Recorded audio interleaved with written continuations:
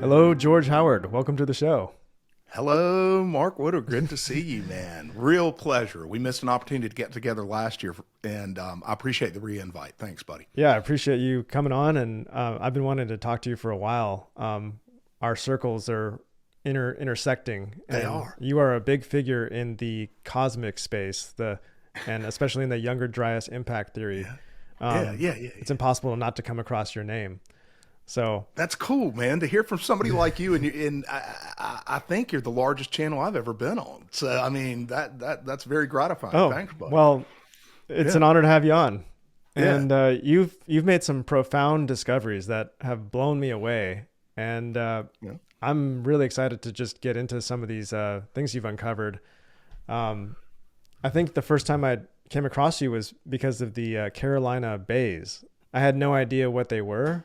I think a lot of people have never heard of the Carolina bays, so hmm maybe we could get a little bit of how you came to find yourself in the situation of hmm exploring comet impacts and what hmm these Carolina bays are.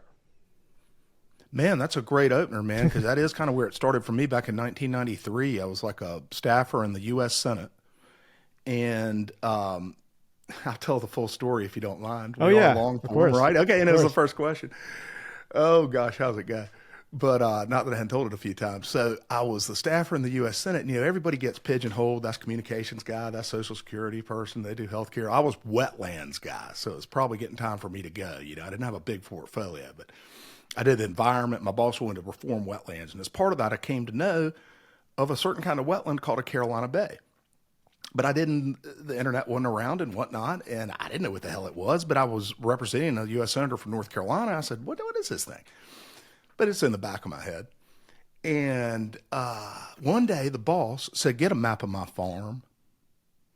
And I said, "You mean in Sampson County, your farm?" He said, "Yeah, well, you can't get a map of my farm, but go get a USGS topo quad 1 to 23,000 of the northwest quadrant of Sampson County." And I said, "Well, yes, sir." And I later came to know what that stuff was really well. But I was like, okay. So I went and called the congressional liaison.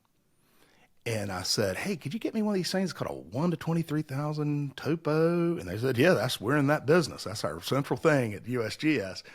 And so they sent a tube over the next morning, right? And brought me a tube of this thing for the senator. So I go and roll it out on his desk, kind of that kind of thing, and say, "Got it for you, boss." And he was looking at something probably where he wanted to put cattle fencing. I mean, literally that kind of, farmer type stuff. And he had about 40,000 acres, so it's a big farm. And I look over his shoulder and I see elliptical dotted lines in green after elliptical dotted lines in green all throughout the farm of varying sizes, all pointed to the same direction, generally northwest. And I said, "Hey, boss, what are all those circles on the farm, or whatever they are? What are all those things on the farm?" And he said, "Meteor holes." Those And I pesky said, things. "Meteor holes," and I was a lifelong science geek, space geek, that kind of stuff. So I think immediately to myself as well, he means impact craters, right? And then I was totally sincere. I said, but he's a smart fella too, right? So I knew it wasn't casual. So I was intrigued right off the bat. And I said, "What do you mean, Senator? What do you mean? You mean impact craters? I don't think there's ever a instance of one being recorded in North Carolina. There's some falls, but there are no craters." And he goes, "Oh yeah, when I was a boy, it was the biggest thing that ever was that a comet hit the Carolinas." And I actually came to see that Edward Muldrow published in Harper's Weekly the cover story in 1935 when he was a kid was the comet that hit the Carolinas.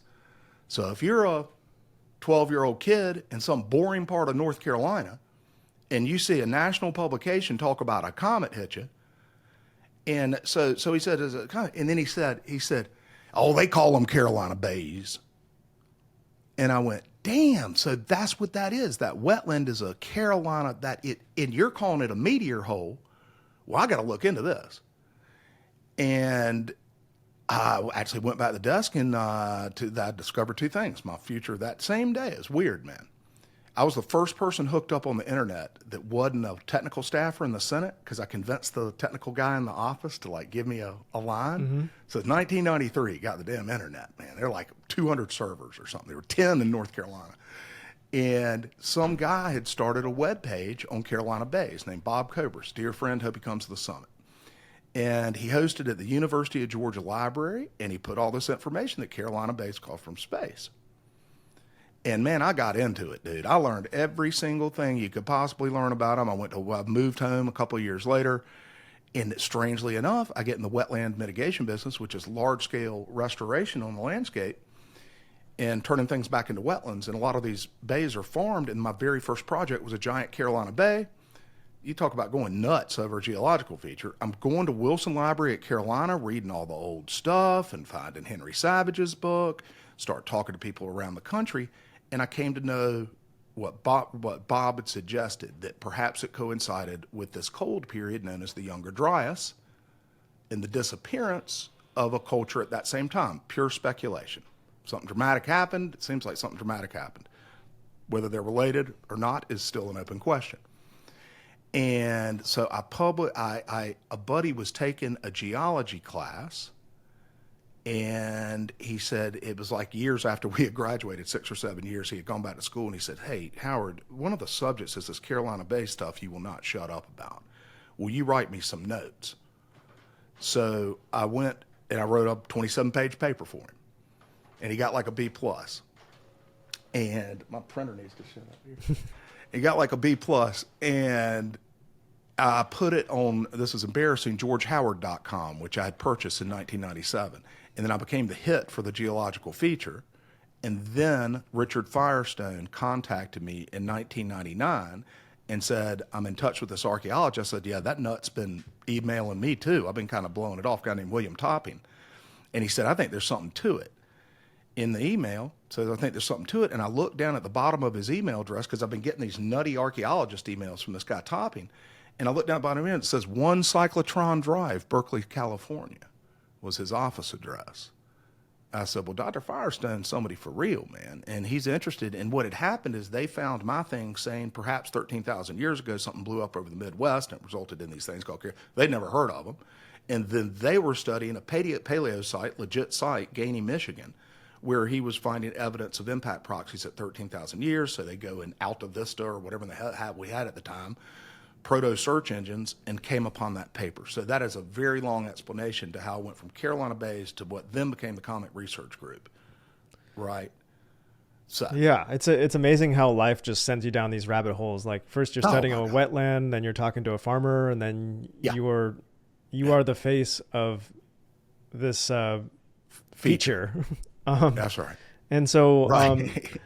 yeah, but I've kind of put it, I call it the kooky caboose of the Younger Dryas impact theory, and it remains that for me too. And it's also been delegated by the engineers of the train to the kooky caboose.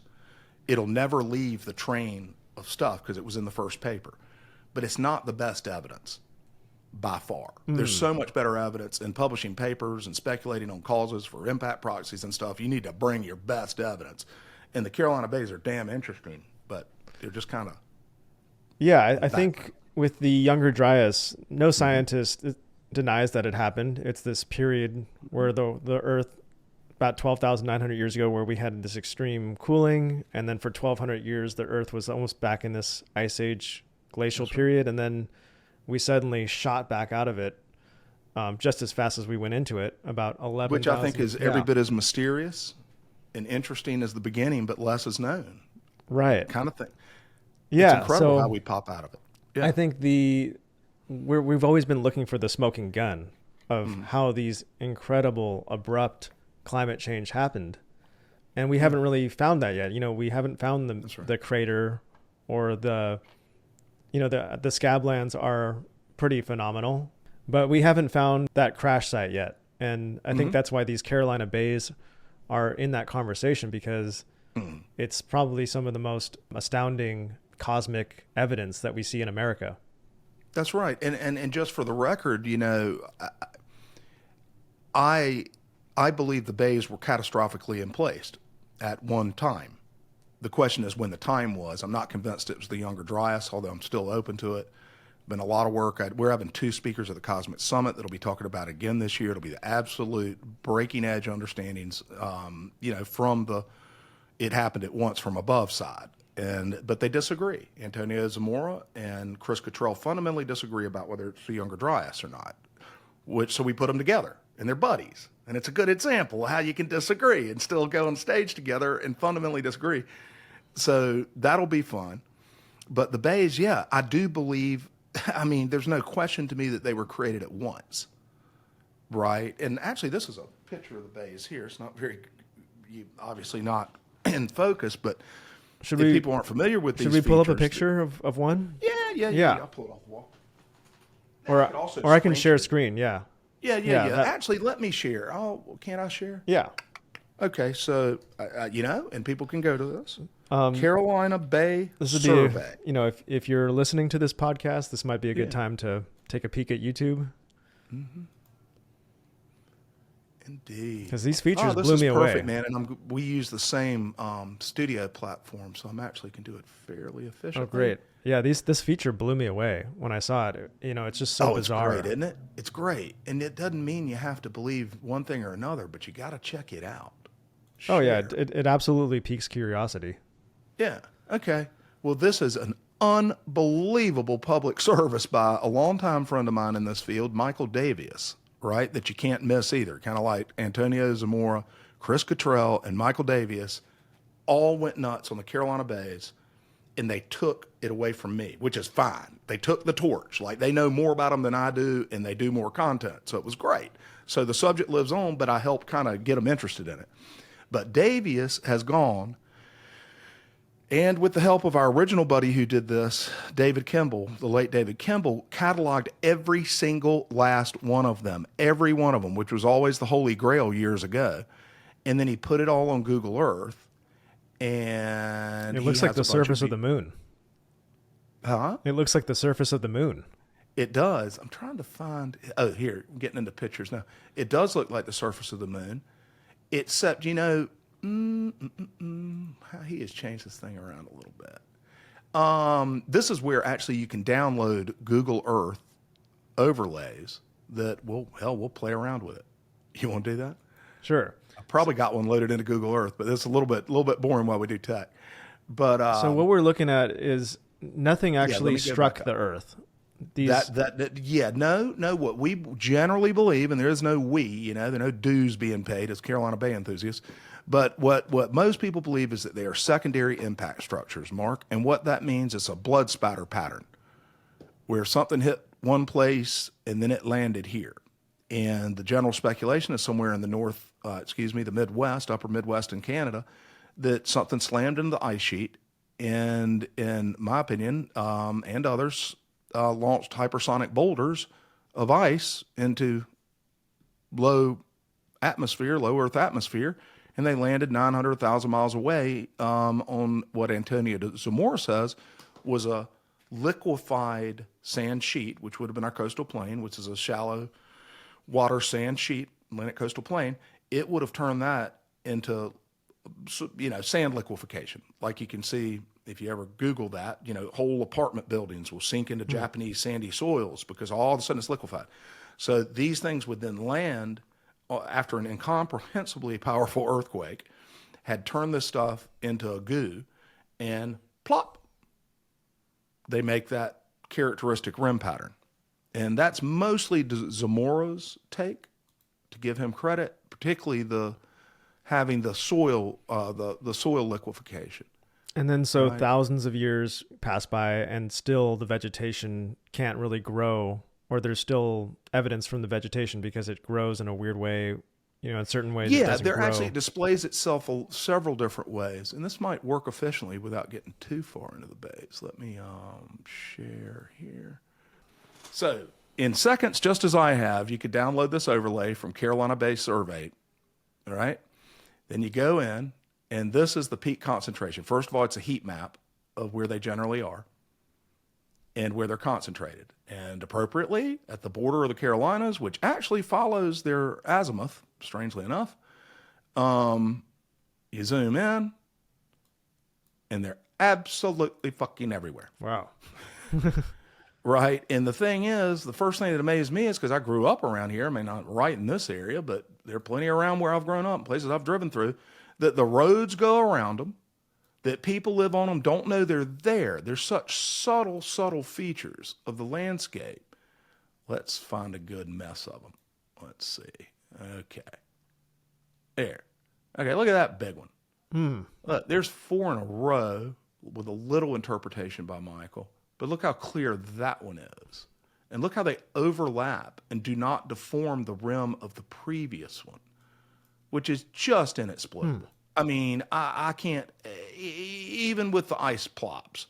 Antonio has it, but man, that shit doesn't happen like that. Those are not there's a big one. lakes. Yeah. And at a minimum, every child should be raised to know that 20,000 years ago, we lived in the land of oval lakes. That everywhere, every depiction of the paleo past of North Carolina should show, if this is the case, that there were thousands and thousands and thousands of surface lakes that you don't really, and then they all disappeared. And just to take a bottom line on bays with me, I think what the mainstream tells you right now, which ain't much, but they formed 3 different periods. And one of those periods, separated by another by up to like 10, 15,000 years, right? Okay, so that would have meant they were forming. They stopped forming for many millennia.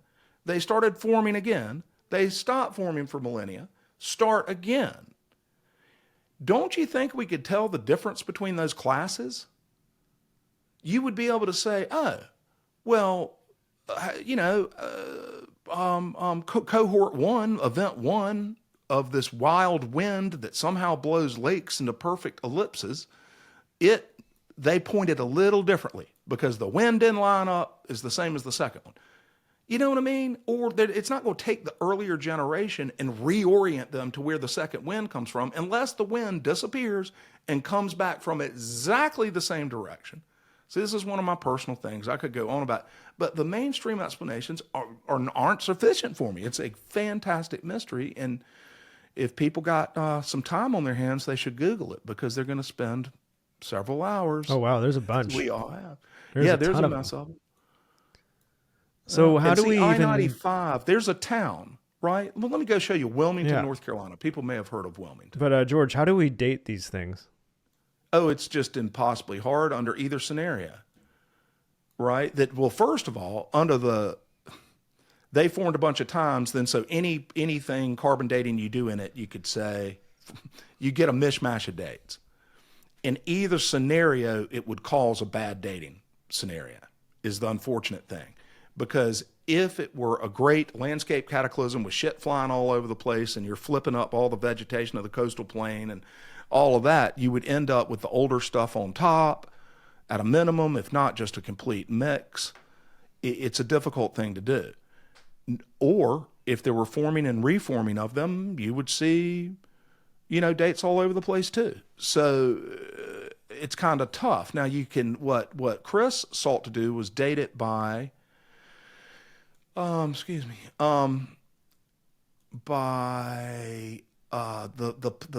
terraces, the geological terraces. Well, first you got to be able to rely on the dating of the geological terraces being correct, but they're all secondary approaches. So you can see how people live on them. I'm gonna turn this off real quick. Oh, come on, baby. There's a whole large city under there, right? People live, there's a neighborhood. This thing is completely frozen. This is what happens. It's such a comprehensive file. We might be killing it, but folks, go check out the Carolina Bay Survey and download it for yourself. Yeah, so you said this is like a blood splatter. Mm-hmm. And so do all these ellipses, impacts, do they all emanate from like one location that we can point to? They do, and the geeks have gone so far as now for years have long since gone and accounted for the Coriolis effect, right? So you toss something up in the atmosphere where the damn Earth's turning below it at some, 700 miles an hour. So you got to take that in effects up there for 9 minutes, blah, blah, blah, blah. And then, most of the interpretations I've seen point it directly to Saginaw Bay. right? And Saginaw Bay is a weird place. Where is It's that? the thumb of Michigan. Ah, Yeah, and we can take a look at that. So the thumb of Michigan. I wish I could turn this layer off. Huh. But you're watching my whole screen, so I can go Michigan map. Yeah, it looks like not like an impact crater, but kind of like maybe would look like an impact crater if something hit a couple of miles of ice above it, right? See this? ah, oh wow, Yeah, yeah, yeah, yeah. I'm kind of curious, huh? yeah. I've never looked at Michigan from above like this. Uh-huh. So, but yeah, the Carolina Bays, that's what got me into it. And it's an enigma wrapped in a dark, impenetrable cloth, tucked in a box, you know, with a included paradox. It's just, even Alan West, who is the leading light of the Comet Research Group, who was into it with me in 2005. We're looking at the bays and should be in the paper and all this kind of stuff. And he'll say today that we'll never figure it out. And I'm like, Alan, come on. You're one of the best scientists I know. You're bullish on everything. You've defined the most important period of human history 12,800 years ago. You know, people remember. You can't just give up on the bays. He goes, no, we'll never figure it out. That's being a little strong on him, but it's true. It's a tough one, man. It's a tough one. So, but it's a fun subject. Thanks for bringing it up. oh yeah, I thank you for that intro. And I'm really curious to know, like, how have cosmic events shaped human society? I think that's a big question, but it's something that we don't think about much. You know, we think that impacts happened millions of years ago, and they're not going to happen for millions of years. Something we don't need to think about. But I think what you've proposed, and people in your field, that these impacts happen a lot more frequently than we think, and that they shape our story. That's exactly right. And what the people who, I don't want to say follow, who appreciate that philosophy, or you call them catastrophists. And there's a line of catastrophists back to Plato and beyond. I mean, it was just every, Southern Bible thumper all the way to Newton were all catastrophists. They believed that we had suffered a grand catastrophe sometime in the relatively recent past. And that's just English civilization, right? The rest of the world also agrees that we suffered a grand catastrophe sometime in the relatively recent past, which was one of Graham Hancock, our mutual friend, one of his contentions, and that there was a precursor civilization. We can get that to that again. But so if you become a catastrophist, you become interested in many, many indications that we've missed something big and smaller events. And to me, that means a lot of ways to approach this, but it still means to me, I find the Bailey tree growth halts. All the trees in the world stopped growing 4 times since 13,000 years ago, Mark. Really? All the trees. Trees in Scandinavia, trees on the top of the Sierras in California, trees in Russia, trees in bogs in Ireland. They go back and they all stop growing. Wow. How do we know right? this? And well, I'll stop this. Yeah, and a guy named Mike Bailey, who's a very noted dendrochronologist, he put together the Irish long bog oak chronology, where he was able to go back 8,000 or 9,000 years by piecing together literally kind of wood that matched, and you could follow it all the way back. Well, that's been done. Very, very difficult, painstaking work. He helped lead it worldwide. And his first realization after it all came out, it was about 10, 15 years ago, was, well, shit, every tree on Earth stopped growing. And just for the record, we'll go get the Bailey event years. I don't want to attempt. It's right on Wikipedia. Mike Bailey tree events. Okay. And again, there are other things that could happen, but these intrigue me and many other people who get too deep into this stuff for their own good. But I'll go ahead and share that. Just so you can see it's on Wikipedia, so you know it's true. Oh, yeah. Okay. Bailey noticed indications of severe environmental downturns at 2354, 1628, 1159, 208, and 540. Right? And 540 is the best one because, I mean, either it was all of them, either they were volcanoes or something came from above. And because there are only two things that are going to stop every tree on Earth from growing. And volcanoes is a long putt, as we say. And just for several reasons, and I'm not I'll fake an expert, but I don't want to right now. I think these could be a mix of both. I think that impacts can induce volcanic activity. I find it very curious that the el-Hammam event matches exactly with Santorini. So you happen to have an airburst over the Dead Sea that knocks out Sodom, and at the same time, you've got, the Minoans getting wiped out by tidal waves on Santorini. I mean, come on, man. Okay, so if they induce one another, that confuses things. I think they could also be separate, and I think that there's a bias against cosmic impact that gets to what you were suggesting, and I've been thinking about it more lately. But there's something about suggesting that the ancient past has something to do, let's just say, with a comet. Because comet in your head is stuck over there with space, and space is stuck with the future and rockets and technology and us now. That things in space kind of have to do with the future.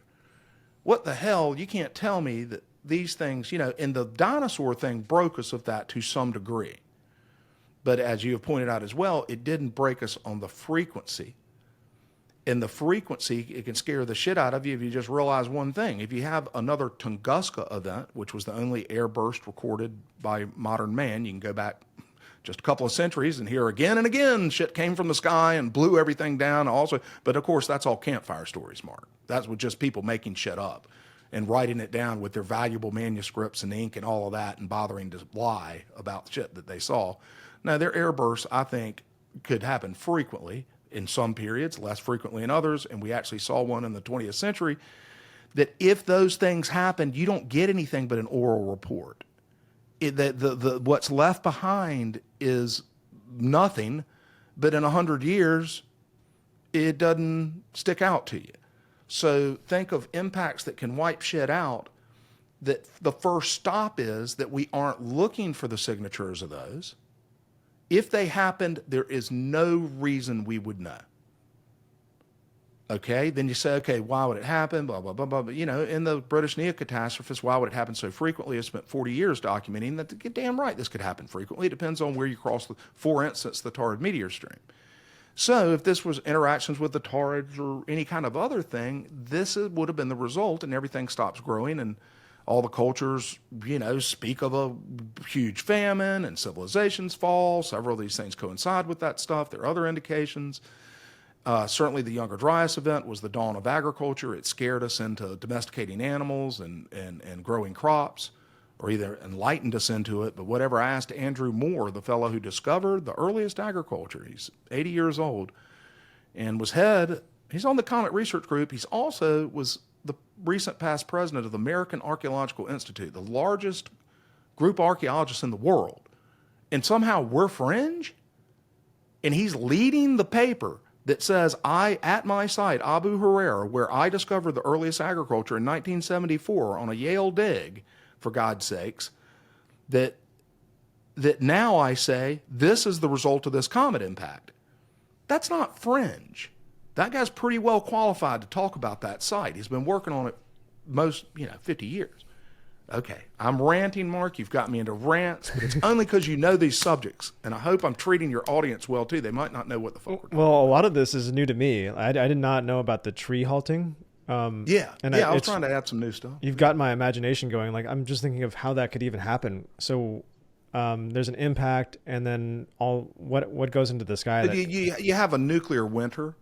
That one of the things that would happen, now it's not going to dig a crater, but it's going to kick a lot of shit up because you have a plasma. Let's see, Sandia airburst. You have a plume of plasma come directed, along the same path that the now disintegrated kinetic asteroid or comet fragment right? And this has all been modeled by the tormentor of the Comet Research Group, Mark Boslow, our chief critic and unhinged, adversary. But one of the things is the closer you get to somebody, the more they get scared of you. If you're in any kind of field, be it religion or whatever, if you piss off somebody in your class. So really close to this guy, both believe in airbursts. He could have been a big ally of the thing, but he turned against it right away. I saw it happen in person out at a conference in Flagstaff, Arizona.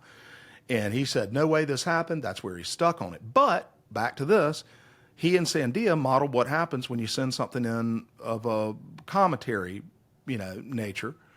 In other words, kind of friable, less dense. This is not one of these. This is an iron asteroid. If it came in, depend on the size too. There are a lot of factors involved, but there is a class and a composition of objects in space that are presumably, well, certainly much more common than the thing that killed the dinosaurs, for instance, right? There are always many more little pieces of something than there are big pieces. Okay, so the little pieces come in the atmosphere and they don't make it to the bottom. It's like jumping into water off a bridge. You don't make a crater on the bottom, you explode in the water because of the change in density. Well, the same thing, think of the atmosphere as being 1,000 times thicker in space, however you want to think of it. I mean, it's a big change just to hit the atmosphere, and a certain class of objects just turns into heat. So it's like a nuclear blast. It's got all the kinetic energy and the thermal pulse and the call them windstorms, whatever you want, the horrible, horrible destruction it would wreak on the ground, but it doesn't create a crater, and it would therefore leave no real evidence that we would see, just like it didn't in Russia in 1908. So that's scary as shit. So yeah, we could have had swarms of those come in. We got 4,000 or 5,000 of them. Maybe got some big chunks and they land in the ocean and we still inside the crater, or maybe some craters are misdated, So you do get the big pieces, and we've got candidates. There's several good candidates for Younger Dryas craters, but most of it would have been this shotgun type small stuff that causes the breath of hell to visit Earth. It's awful, awful stuff. That's a great point, because I think we're always looking for a crater when we're looking for that smoking gun. And that's what you're saying is a lot of times these things don't even touch the Earth's surface. Yeah, probably 1,000 times more. You've seen it yourself. Every shooting star you've seen is a little plasma event, right? All you got to do is move up to 50 meters, and then you've got a nuclear bomb. Huh. Yep. Yeah, and I think the thing to understand, from what I understand, is that when they don't hit the Earth's surface, they can actually cause far more damage, because we wouldn't even see the evidence, but it causes more damage. Like when they dropped the atom bomb on Japan, I believe they made it explode before it hit the ground, because then it would cause way more damage. Exactly. If it hits the ground absorbs a lot of the energy. Exactly. Particularly these smaller ones. And they give up all their energy in the atmosphere, so you receive it all on your face while you're sitting there looking up going, holy shit, and then you're vaporized. And it's a classic thing, to humanity's defense. This is the kind of thing you would miss. It's like you're zooming in on something. I never made the analogy correct, but it's like astronomy. First, it's one set of stars. Then you get a better instrumentation, and it gets more dense and more interesting and more, from a time perspective, location perspective, everything. Well, it's the same thing as we look into the past about these events, to some degree, that the first thing you see is the biggest thing that ever happened, other than the Cambrian event or whatever, in my opinion, but the dinosaur killer, right? So humanity stumbles upon that. And the Alvarez team, they didn't stumble upon it, but as a human thing, some brave scientists that happened to have a Nobel Prize and had credibility and shit were able to fight it out for 14 years that a comet hit the dinosaurs, and it leaves a band of soil that has geochemical and proxy evidence that such a thing happened.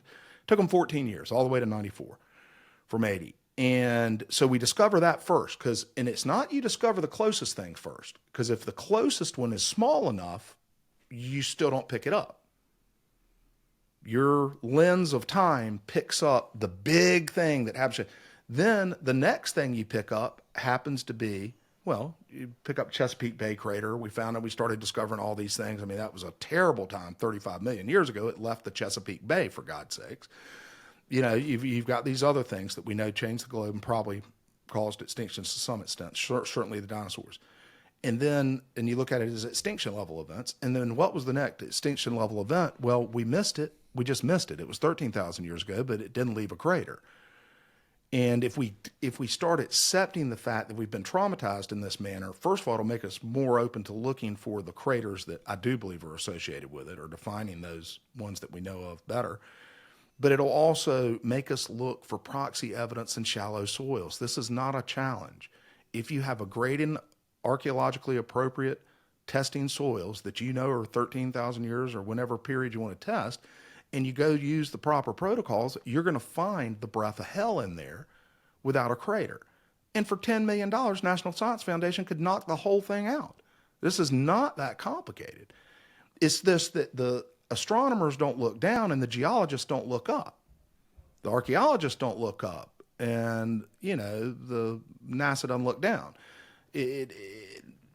But it's kind of coming together in its own way through podcasts like this. I think it's all really important. And we're starting to realize what I think is the most important thing in human history, bar none. Just as defined by Dr. Oh, so I said to Dr. Andrew, God, what is his name? Andrew Moore. Jesus, Andrew M.T. Moore.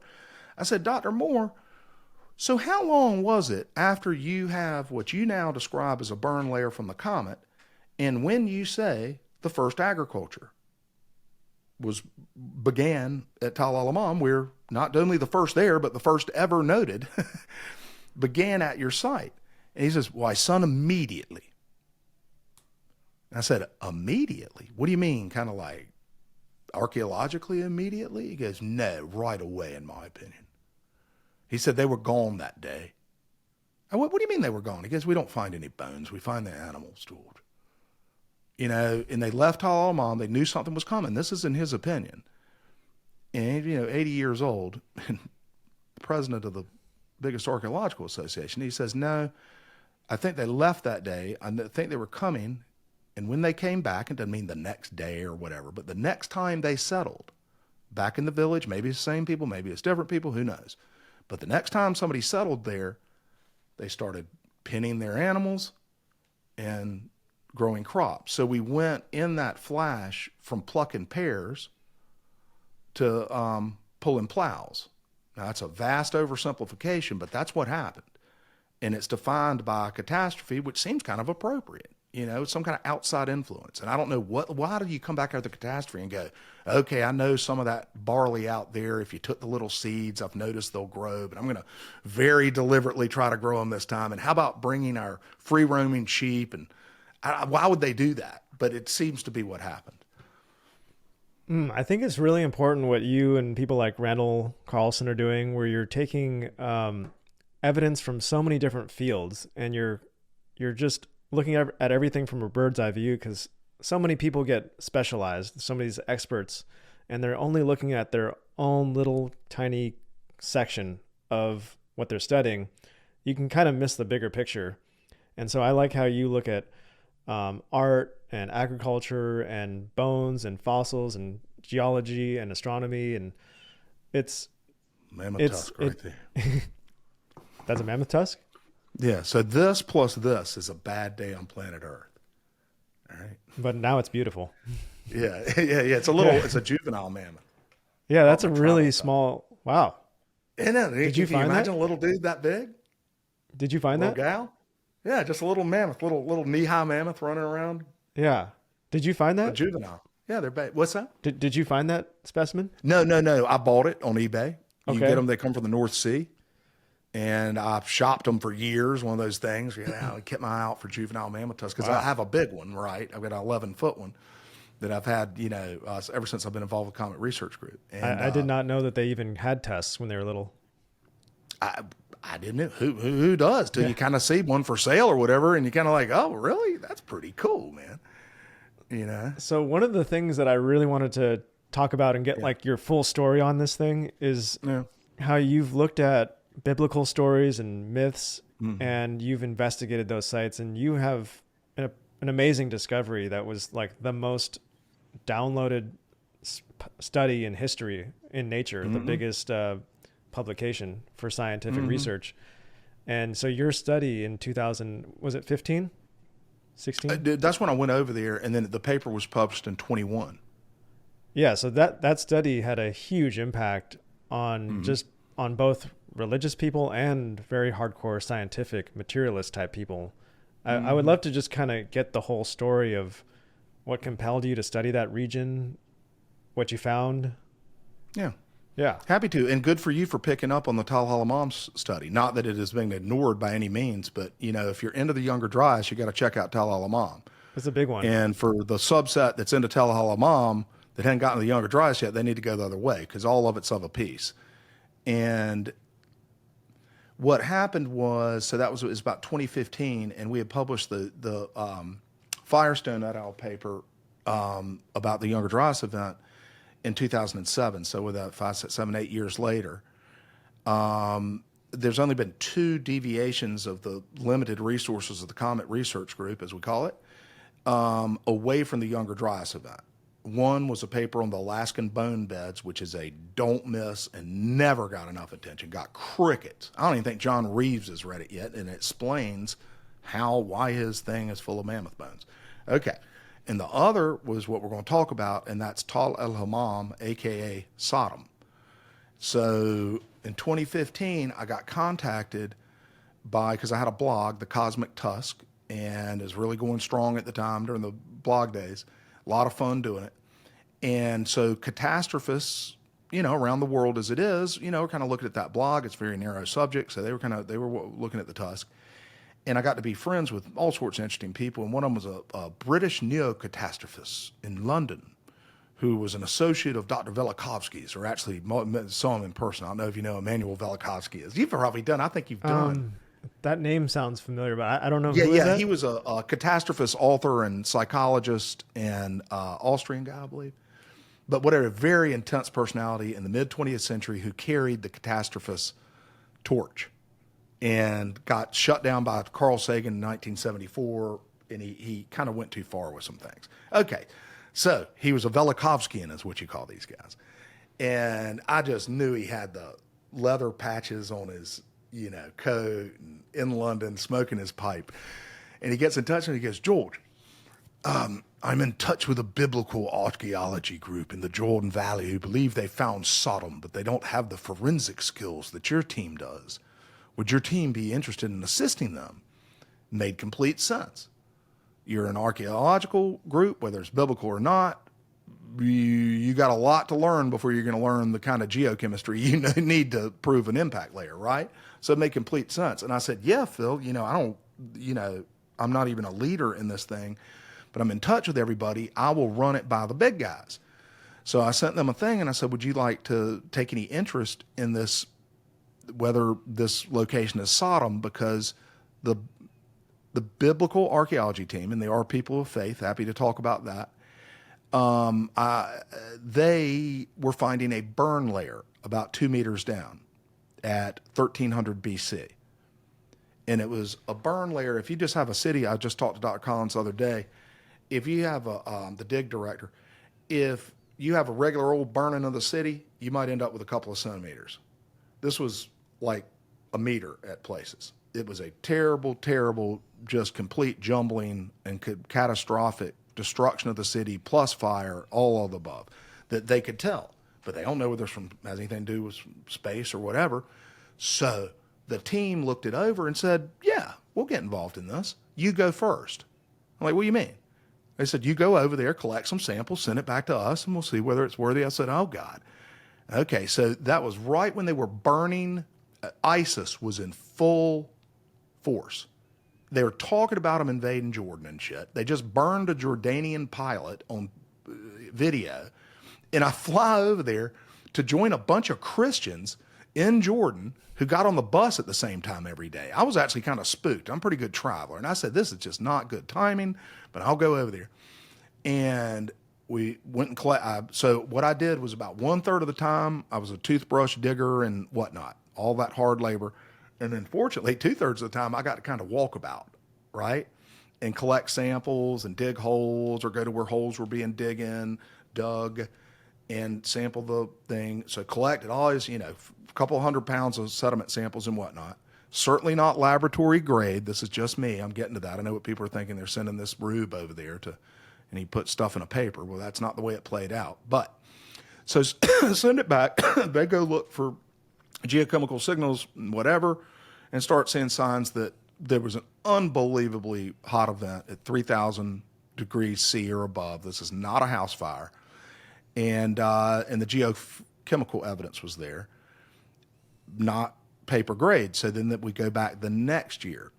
And with me they assigned some PhDs to me.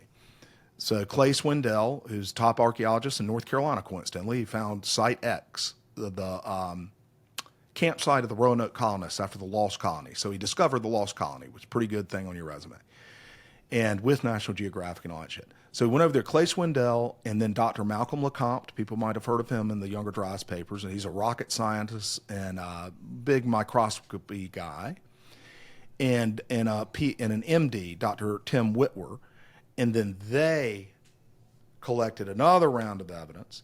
And then they went back 2 years after that and got even more refined with it. So there was 4 years of evidence collection. Then the paper took 6 years to write. And, it's 170 pages of absolute, dense, credible, fact-based, instrument-led data that they're just a horrible, horrible day out there, 1300 BC. And then Dr. Collins can connect it to the Bible because he reversed engineered Genesis long before he found the burn layer and all of that. It's a whole interesting separate story, but the Christians, those that were believers in every word and all of that, the fundamentalists, believed since the early 20th century that yes, there was a real Sodom, and it was this place, Baba Dra, down in the southern part of the Dead Sea, south of the Dead Sea in the Sinai. And Baba Dra might be further up the Dead Sea. There are two sites, but whatever, it was south of the Dead Sea. And one of the things Colin noticed is it said, well, Genesis says that it's well watered as in Egypt. This is just one little thing. And he said, well, it's not well watered. That's the Sinai. It's the most forbidding desert on planet Earth. Who the hell would move there and take a bunch of sheep like Lot did? It just, And then with Bethel and Ai and some other geographic clues, and it's pretty obvious to me. And I've got a great popular video I took of him explaining it from the top of el-Hammam in 2015, and explaining how he got there. So then he looks at a clean sheet, Genesis, and says, okay, where does it suggest this place should be? Over there. So somewhere on the east bank of the Jordan. You got the west bank is Israel, has the Palestinians in it, and Jericho. You go across the river where Jesus was baptized by John, supposedly, but literally that place. You go Jericho, boom, then you get the east bank of the Jordan. So he looked at the east bank. Not a huge area, but there are a lot of tells and talls, right? But the largest one had never been properly excavated or collected. The largest tall in that whole area, so the largest cultural mound, and you call them tells in Israel, by the way, and talls in Jordan, if people may want to correct me. So you're over there with a T-A-L-L if you cross the river. Okay, so he goes and properly collects with an open-minded thing. It had been collected once, and someone said, oh, it's Byzantine, like they always say. And then it was a gun emplacement. So this is one reason the thing didn't really get on the radar as an ancient site, even though it obviously was one, was that it had guns on it, pointed at the Israelis 6 miles away, right, for most of the 20th century. They took the guns off, demined it, and then Dr. Collins began his dig, and he discovered the largest city of the Levant. There is no question about that. It was roughly 10 times larger than Jericho and 100 times larger than Jerusalem during its heyday. That's a fact. And this was thought to be a completely lost city. It was a completely lost city. You could call it a lost civilization because there's more civilization than there should have been. It would have been a counterpart to Jericho, the oldest city in the world, which you can see from it directly. And I hope your folks are tolerant of Google Earth, but I love this part of the story, if you will. Oh, yeah. I'd love to see this. Yeah. Okay. Let me see if I can kill. You're like the modern day Indiana Jones. Yeah, I don't know. I can fake one pretty good, and I can buy the plane tickets and put the hat on, man. But I don't know. Oh, don't crash. I'm going to use the online version. Well, this is really inspiring because Yeah. there's so many mysteries to look into. And I mean, this is a huge one, and you've made incredible progress in this area. And Thanks, you know, dude. Most people think yeah, of me as the Cosmic Summit pimp, right? Because see, I lost my lane. I had a lane, and see, you kind of knew me before I lost my lane. I used to get on podcasts all the time. Nobody calls me anymore. I'm just that guy that wants to sell tickets to the Cosmic Summit. huh? But now I'm like, look, I gotta roll in this. I'm the original Younger Dryas dude. I think you got a pretty big lane.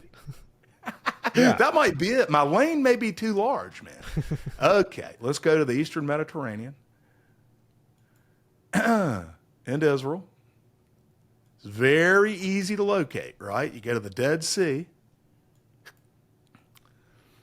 And then when I said that that Genesis says it's well-watered land as in Egypt, what Dr. Collins realized that they were actually referring to the Nile Delta, right? Because the Jordan River, as it flows into the Dead Sea through the lush Jordan Valley, used to be a beautiful upside-down delta. It was a little miniature version of what you see just a few hundred miles west right there, right? So they would have noticed that. You got a big fan of agriculture and verdant, deltaic soils and whatnot. And the same thing, now they have destroyed it over here. They have ruined the Jordan River. And I Are used we to be in the river business, doing a share screen? Oh, God, I am sorry. Thank you, buddy. No problem. Okay. Your descriptions are pretty. They paint a very good picture, though. Okay. Let me do is it that? Share. Yeah. Okay. Okay, here we go. Okay. So setting up a little bit, that's the Med. And then you go in, there's Jerusalem, there's the Dead Sea. And then you got what would have been an upside down delta that would look just like the Egyptian delta, the Nile Delta. And then you go over, okay, hold on. There's Jericho, the famous Jericho, the oldest city in the world, right? And then you got the river, and then directly across, tucked away at the back of this valley, at the foot of Mount Nebo. I always thought that was cool. We can talk about that. That is where Moses purportedly looked into the promised land. So the very first thing, the big, tourist sites up on the thing, monastery or whatnot, and that was the promised land view. So at the foot of where you're looking at the promised land, if you be Moses, was this gigantic tall. And can't you flip? Yeah. Oh, gosh. And layers. See, I like to work with regular old Google 3D buildings. Trust me, this thing is about 60 or 70 feet high, which is pretty big. And that's a continuous accumulation of civilization from the Chalcolithic to now. And it's huge. The other tells are much smaller. And so that's Tal el-Hammam. And I just think it's an interesting positioning that if there's going to be such a significant city, it's not terribly surprising that it's directly across from the other significant but well-known most important damn city of the Levant. We just lost Tal el-Hammam. It's on an exact axis with it. In fact, when you draw the line through it to Jericho, which is, I guess, 18 miles away, maybe it's 9 miles to the river and another 9 miles to Jericho or something like that, it passes through where Jesus was baptized. I mean, it's just an interesting, and you can see Jerusalem. You can see the Dome of the Rock glinting in the sun from the top of Tal el-Hammam, which I found it's just a hell of an interesting area, man. And Dr. Collins is a biblical and archaeological genius. And, people can dispute it all they want. We've taken unbelievable shit for having the temerity to insert the word Genesis into an abstract that gets published in Nature. Don't do that. The damn woke monsters, came out in force.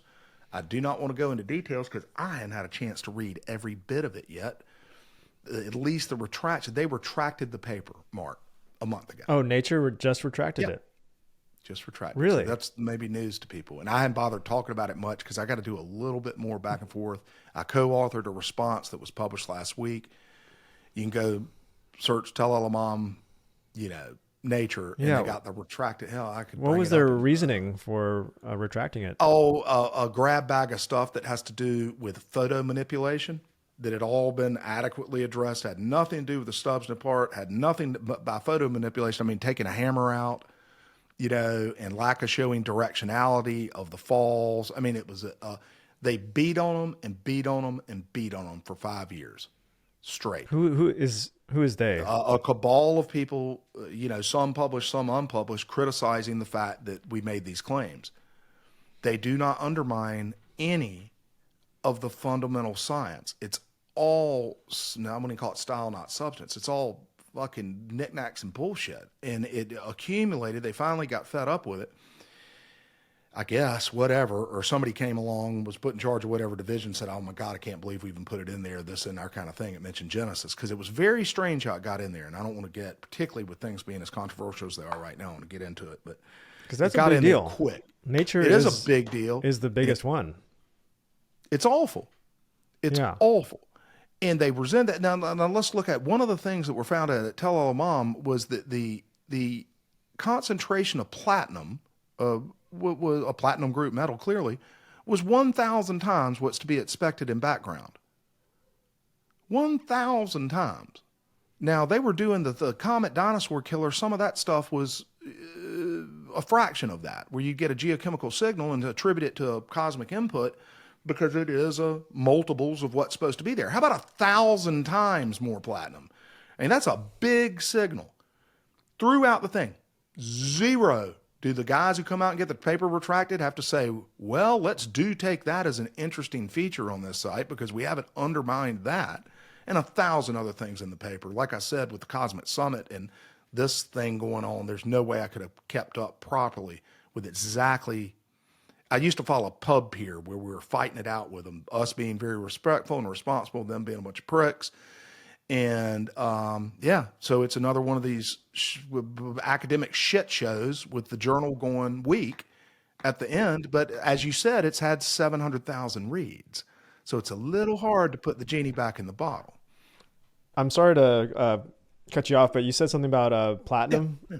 And is platinum like a smoking gun piece of evidence that says that there was an impact? Like, how does platinum result from any of those impact? platinum group metals, and I guess rare earths as well, they are well established to be found in any kind of, what do you call it, the crust, and I don't know everything I should know, but kind of what would you expect to find?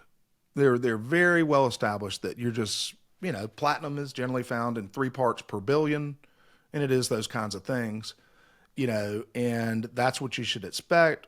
Maybe if you're a platinum miner, you get a higher concentration, and that's one of the reasons they come up with this stuff. And obviously, there are places in the earth where there's nothing but platinum, right? But as a general matter, you don't find that it has a known concentration to be expected. And then you find 1,000 times more of it. That's exactly the kind of data that supported the comet killing the dinosaurs. Is the comet made of platinum? Team, it was iridium. Right. But see, what happens is one impactor, the thing that hit the dinosaurs, it happened to be iridium rich. And that was a handy signal because it left the strongest shadow of iridium on the earth. Right. It was iridium rich, and that stand out really well. So that's what they used for their proxy of a geochemical input from above, or we could say metallic, or metals, chemicals. But I think you do call that geochemistry when you determine it. Okay, so, but the indicator in this case, the handier one, even though they found elevated iridium, is the same with the Younger Dryas. Here's the interesting thing. The Younger Dryas event and the el-Hammam event both were high, super high in platinum. That's the easiest way to find them, those horizons. And in fact, now it is coming around so that some over the coming years, they should, and there's some effort to do this, southeastern U.S., archaeologists in the U.S., at least, should use platinum as a way to find a 13,000-year-old level. It's so handy that Chris Moore, who's part of the Comet Research Group, has published just on that, where he's kind of, hey, archaeologists, if you need another tool in the tool bag and you're looking for when we lost the megafauna, and when the last Clovis people were here, if you don't have any discrete material evidence like a mammoth bone or a Clovis point, you can test the geochemistry and know that your soils are 13,000 years old because again and again and again, we see this huge spike of platinum. So, and platinum only costs $40 a sample to test. Iridium, it's like 1,000 or something. So it's a lot cheaper and it's more reliable. So that's kind of the, I guess, the Tal el-Hammam story. Yeah, that's all the way to retraction from going over there in 2014 to retraction. Wow, I have many questions, but just sticking on platinum, is the comet itself made out of platinum, or is that like a byproduct of the heat, or? No, it's just a place in the universe where that comet was created is just a lot more platinum rich than Earth is.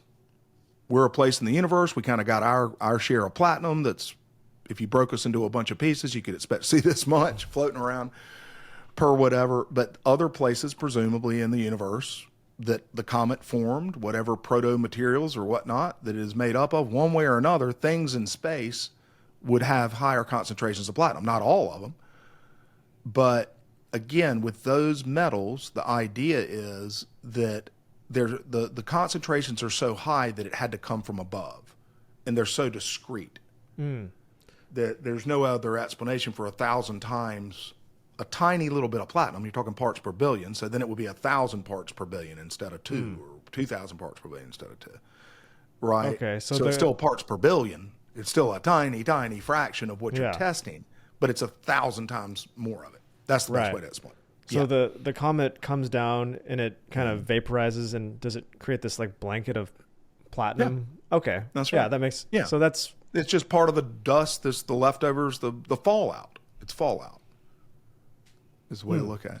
Okay. And remember the comet, and this is always kind of our critics spent years, I think they finally realized how stupid and irresponsible it was to say this. But the direct criticism, but no one would pick up on it. They go, oh, that sounds like it makes sense. But we didn't say that. They would say, and Boslow was big on it, that if it's a fragmenting comet, how could a 60-mile wide comet, because there's the British guys say the protogenitor comet could have been 60 miles wide, right? Okay. How could it hit our atmosphere, and in that instant before it would hit the ground, fragment into a million fragments that would result in airbursts, right? That's not what we say. The whole point of what Bill Napier's been saying since the 70s, I mean, either Mark Boslow is willfully ignorant or just fucking ignorant, right? There's only two options. Because in every damn paper we say, in a pre-existing fragmented comet going through hierarchical disintegration over thousands of years, that entered the solar system, they estimate around 20,000 years ago. Then it starts to split apart, goes into two, the parts of it go into two go into four go into 8, and you end up with a size distribution of chunks in a stream, in a chunky part of that stream that we pass twice a year, and that we hit a bad day in that stream. So those pieces were already out there in space as little small pieces. We're not saying that it broke apart 100 miles up, because that just sounds dumb. 60 miles wide that hit the top of the atmosphere. I don't think it's going to have time to break apart and none of it make a crater. So it sounds like a good criticism, if that's what we had said. But it's so frustrating. Obviously, you can hear it in my voice. It's been going on damn near 20 years, really longer.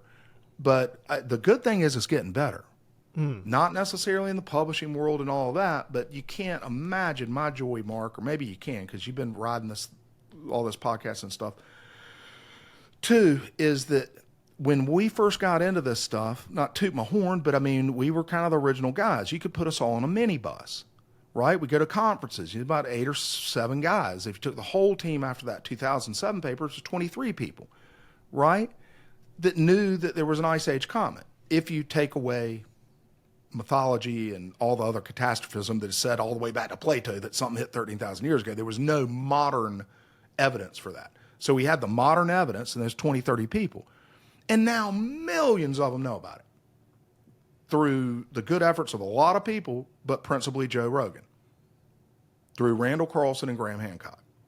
So the combination between Graham's fine books, Randall's wonderful communication skills, and Joe Rogan's microphone, it was already moving, but it would have taken a lot longer, took it from a minibus to, I don't know, 30 million people kind of probably now know what the Younger Dryas event is, or the Black Mat, or any of this stuff. So it got on the radar, and there are a lot of weird theories that don't have that trip. So I don't mean to bitch and moan too much, that at least it's getting out there. Yeah. Yeah. Well, I think it's so interesting. Well, first of all, what you're doing is a great service, because I think it's so interesting that we have all these myths that come down to us in religion and mythology.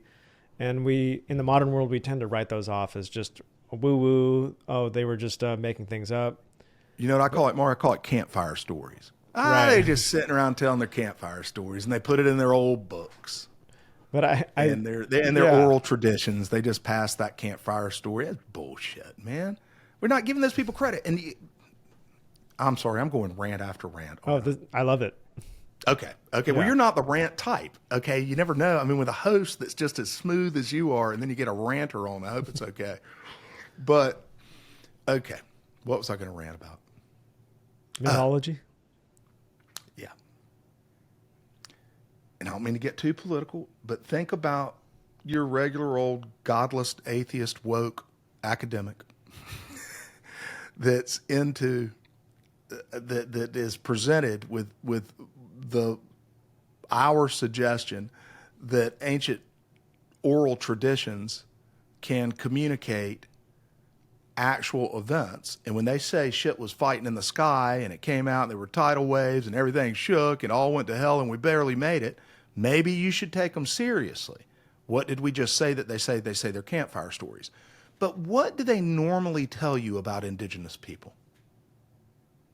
What does that cohort of academia, my God, they all but pray to them at the beginning of ceremonies. They make sure to mention them in every publication. They hire them deliberately, which is, whatever. Not trying to make them out of Indians. But my God, the indigenous people are one of their favorite things to respect, except their earliest story. You go ask any indigenous culture, where'd you come from? They'll give you pretty much the same story that I'm telling you now that we've proved with microscopy. Right? They'll tell you that, but they will dismiss their most fundamental understandings as campfire stories. And see, that is a absolute disconnect, and they should be held to account for it. Don't tell me you respect indigenous cultures if you will not entertain the idea that they were giving you verifiable truth. And it just disgusts me. So, another rant. Maybe we'll get on to smooth talk. Well, that's an interesting thing that you point out, because I've talked to Graham about this. We've paid careful attention to prophecy, and prophecy holds a lot of weight. And you go to any ancient tradition, and they have prophecies about the times we're living in now, and it's crazy how accurate some of these are. Culture to culture, they all have prophecies about how we're going to live in a time where we value death over life, and we're going to turn our backs on angels, and we're going to, worship ourselves over God and forget our own history. And, it's hard to not see how accurate these ancient prophecies are. And they are. And, at the Cosmic Summit, it's a month away. The first night, we've got a Cherokee elder there. And I talked to Yona French Hawk last night, and I'd heard wonderful things about him. I'd researched him. I'd watched him on YouTube. I knew people that knew him. And he's a fantastic representative of the Cherokee. And incidentally, happens to be, sounds patronizing stuff, but a pure blood Cherokee, or however you're supposed to say it. I mean, he is 100% Cherokee, and there are only 50 or 60 of those people. And that's not discounting people who share the Cherokee heritage, but he's been in the tradition. He's a Cherokee, and he's heard it from the elders. He's now an elder. He said it made him upset originally when he had to go elder a few years ago, because he was always used to being the listener. But at some point, you become the guy who's got to pass the story on, right? So that's now him. And we're going to go up to Pilot Mountain, North Carolina, and take a 40-minute bus ride and go see the sunset at a Monadnock, a gigantic granite dome that rises from the Piedmont, little rolling hills, and then all of a sudden a 1,900-foot tall granite monolith sticks out, and on the solstice, it casts a perfect pyramidal shadow. And Yona is going to do a ceremony up there, and he holds the wisdom of the Corn Festival, where his people used to come out of the deep mountains. You kind of got to know the region, but the Cherokee are tucked way down in the western side of North Carolina and Tennessee and Georgia in there, right? So that's hundreds of miles from Pilot Mountain. And Pilot Mountain is 60 miles from the Appalachian Mountains. It's this thing that just sticks up. Maybe I'll bring it up here in a second. Okay.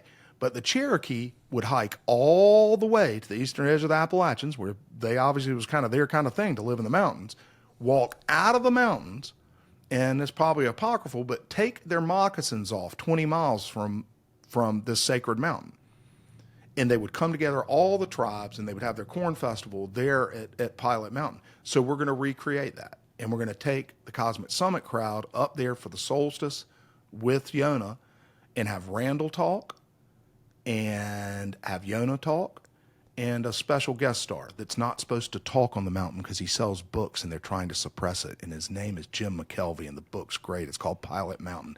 And we're going to face us a Pilot Mountain, and we're going to sneak Jim up there. And when the Ranger's looking the other way, we're going to let him talk. It's crazy that they suppressed his book. And if I had some time, they won't sell it in the gift shop. He wrote the popular new book about the feature at the Pilot Mountain State Park. And you know how those it's a great bookshop, actually. You got all those books that are related to it in one way or another, and they won't sell his book because he thinks some of the features of the mountain seem to be carved heads. Who cares? That's too much for him. Isn't that wild? Another rant. But so we got a field trip with a Native American elder, which I think is really cool, and we got to take those people seriously. And I wouldn't have said that 20, 30 years ago. I thought it was campfire stories. That's the way I was raised,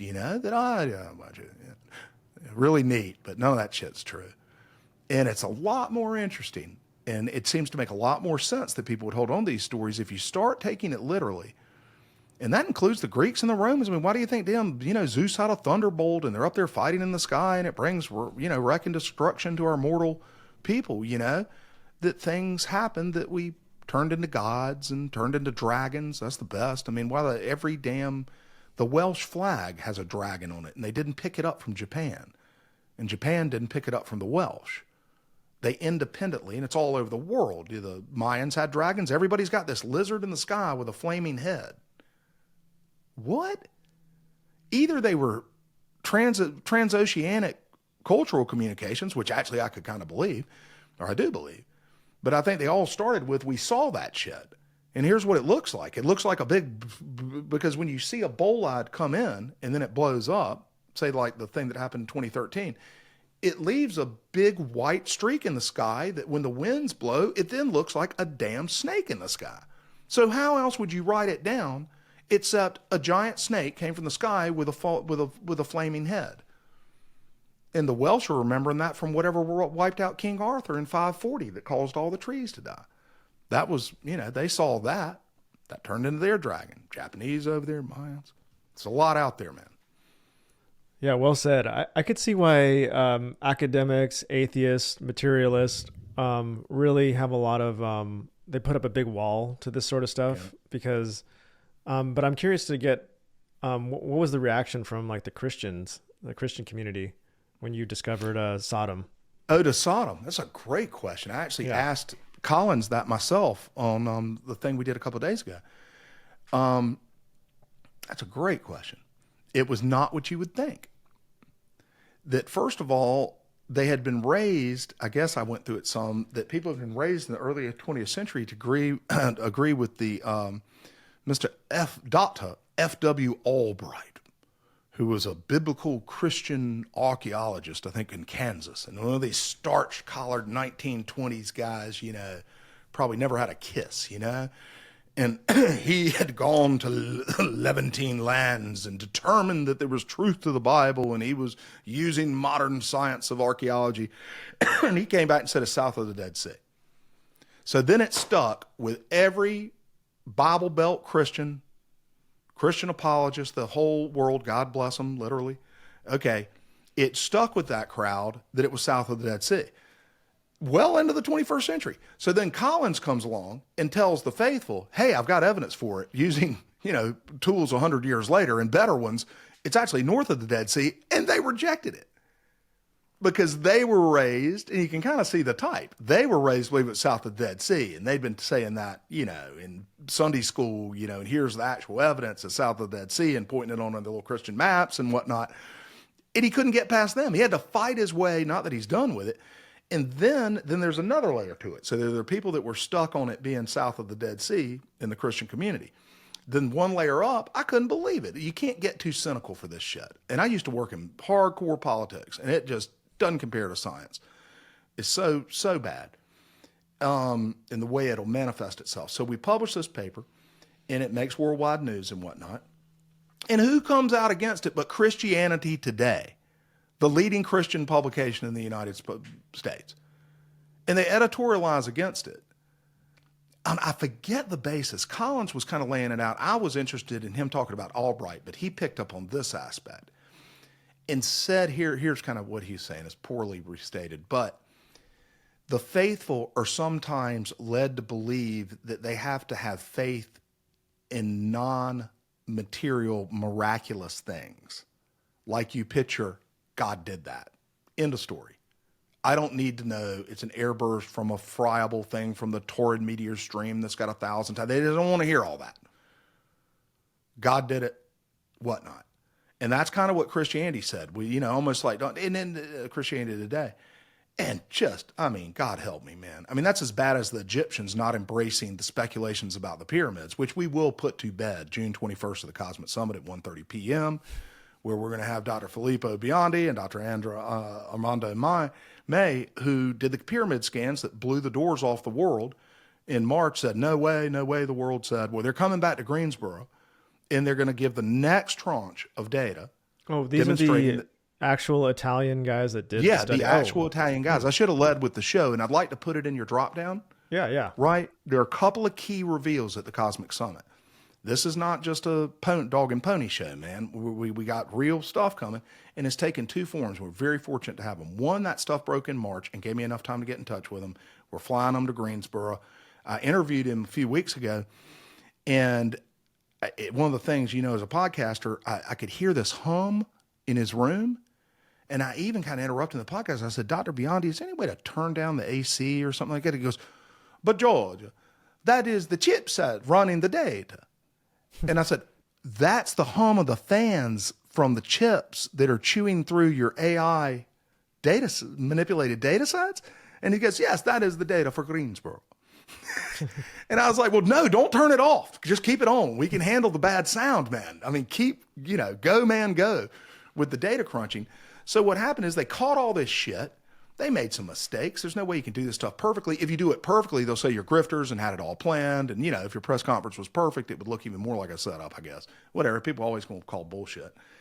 And they made some mistakes I don't know how closely you followed it, but there were some, with the unpublished, almost leaked abstract that everybody seized on, there were interpretations of what was beneath there that I thought were fairly modest. Because you go look at the scans, it looks like something circular, and there's something spiral going down. Let's go ahead and call it a column in a staircase or a void in a staircase or whatever. And everybody jumped on that. You can't say that. Well, okay, maybe they got the art lady at the Italian university down the hall, said, hey, we can do some mock-ups on my CAD. What do you guys think it looks like? Would you like to put that in your paper? And they sit down with it for 10 minutes and go, yeah, it looks like this, looks like that. It ends up in the thing, and there's like, that's supposed to be the final word. If there is not a grand, city beneath there and all this shit, these guys are full of shit. Well, bullshit. This guy spent 30 years in radar tomography and related exotic, dense technical fields, has published 88 papers, at least on my podcast. Armando referred to him lovingly as a genius.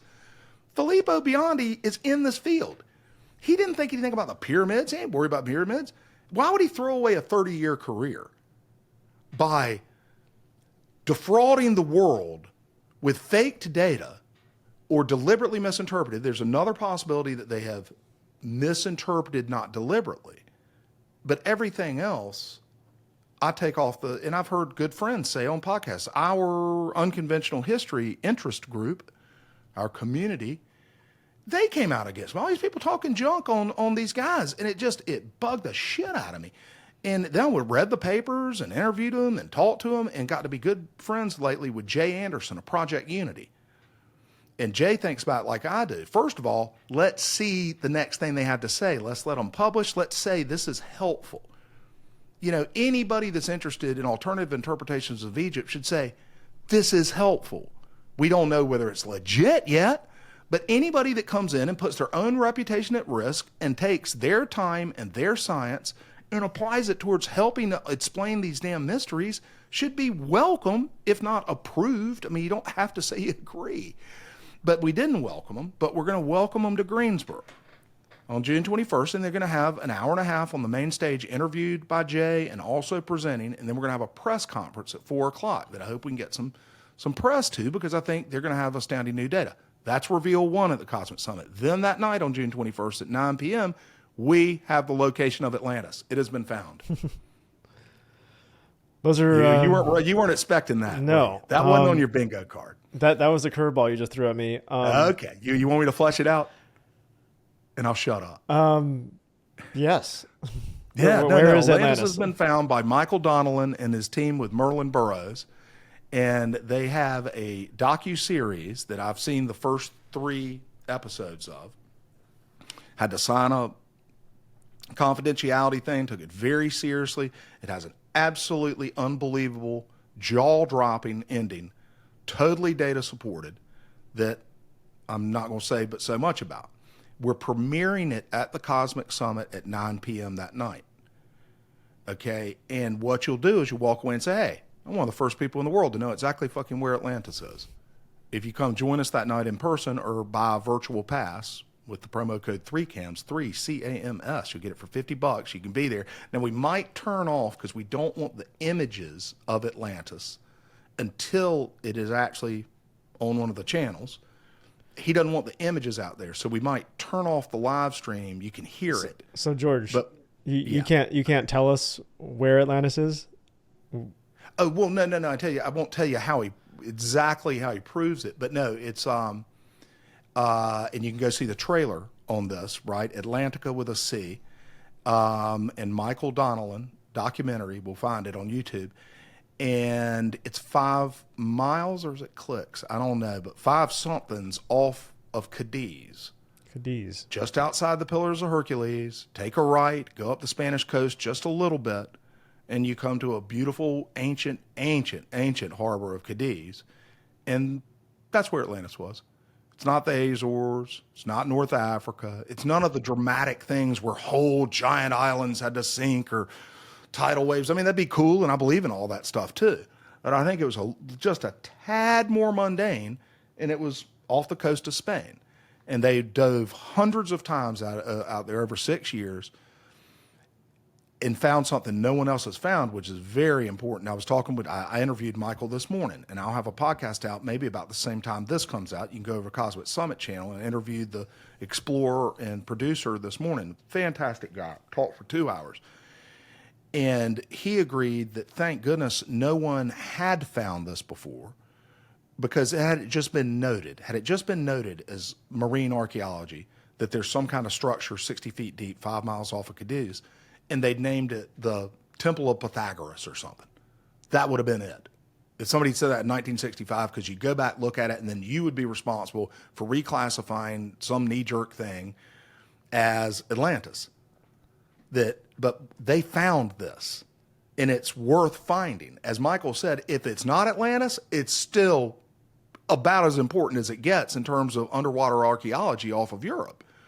And I won't go into any more depth of why it seems to be Atlantis, but you gotta, buy the live stream with 3CAMS or come to the Cosmic Summit.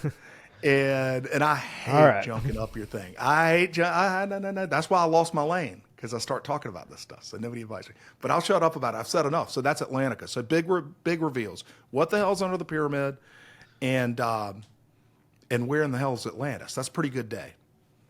Right on. Well, I read a lot of YouTube comments, so I can already anticipate some of the people that are, what the heck?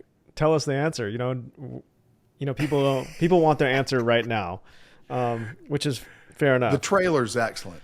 It'll give you some hints. One thing that stood out to me with what the breadth of what you're saying is, there's so much criticism. There's such a intense level of fighting going on within this archaeological community on both sides. And it seems like the sad thing is, it seems like people are getting caught up on reputations and credentials and little details, but very few are engaging with the actual discovery. Like the sad thing that heard about this whole Egypt discovery about the cylinders underneath the pyramids is like everybody's criticizing these guys that did the study, and people are criticizing people that say it's real, people that say it's fake. There's so much criticism, but like, why can't we just look into this discovery more? And, you know, I think this should catapult us into exploring this further. Well, you know, it will. I think two things could be true at once. I think you could be fighting like cats and dogs and have a bunch of stupid hot takes, and they came from both sides, you know. In fact, it was some of the less informed hot takes I've ever seen on any subject, man. I mean, people who should know better, who did not Google Filippo Biondi and go see, for instance, that he's gone and scanned other stuff. That was one of the principal criticisms. Well, I'll have to wait until they go show a known underground structure being revealed by this technology. And they're all over his academic webpage. He's got 50 or 100 different comparisons. He's going to bring more to Greensboro. So anybody that said that, I was like, you know, that's off. But I think two things can be true at once. One, that's a shit show. And two, that it does spur additional investigation. And I think a lot of that's underway in Egypt right now anyway. I think there are a lot of things to come in the next year or so that have been inspired, led, catalyzed, who knows. But the potiverse and the intellectual weaving that I think is going on by virtue of podcasts, which seem to be a mundane, not that fancy technology, but the most, in my opinion, important thing to happen in the last 100 years, is long-form communication between informed people. That is going to lead us to more vigorous investigation, open-minded investigation of some of these mysteries, that it's inevitable. You got the biggest microphone in the world, as we just discussed, talking about the Younger Dryas thing. It hadn't helped that. It's still taboo. But I don't know, man. I think our better times are ahead, and the bullshit's always going to be there. But I've got a things change. question for you. Yes, there's been a lot of argument over who's allowed to talk about things right now.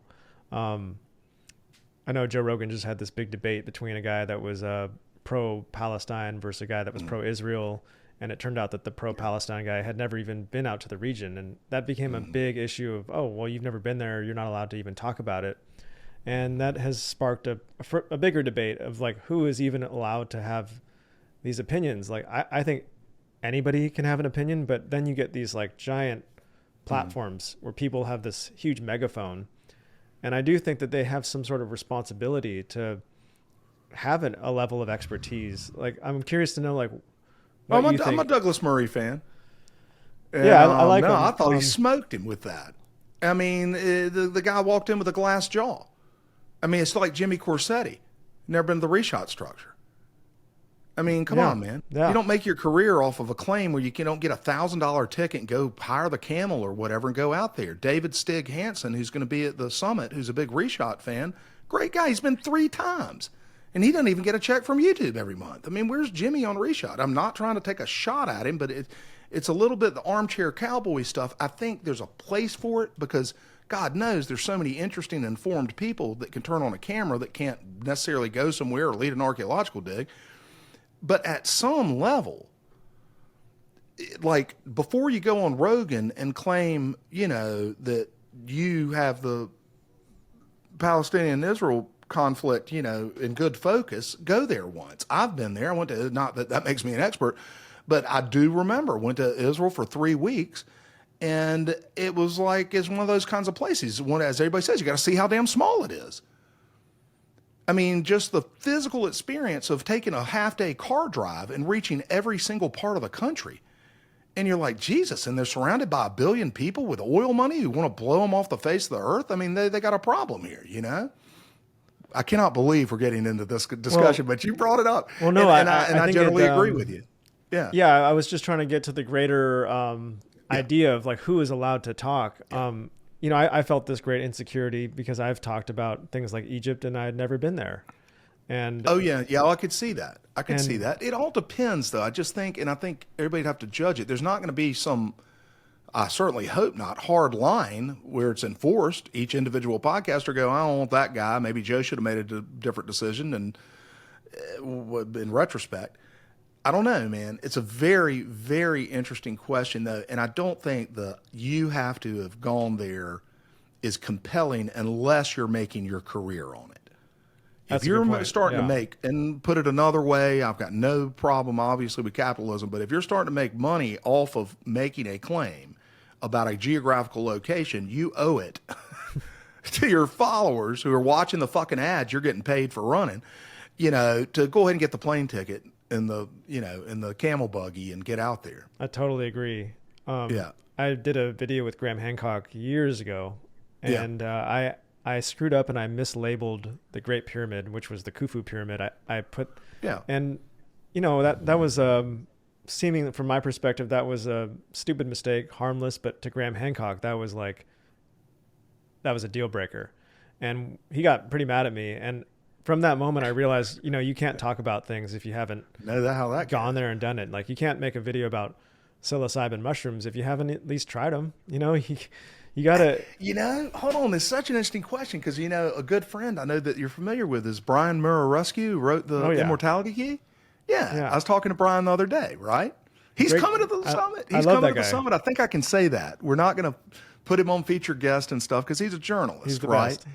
He's the best. Yeah. And and Brian's a good friend. We met on Twitter, and then Graham introduced me to him, and all sorts of great things came. We raised a bunch of money for the Comet Research Group, which he played the lawyer for, and he's just a fantastic human. And but what's my point with Brian? Oh, he'd never done psychedelics. No, he wrote a damn book, and he never tripped.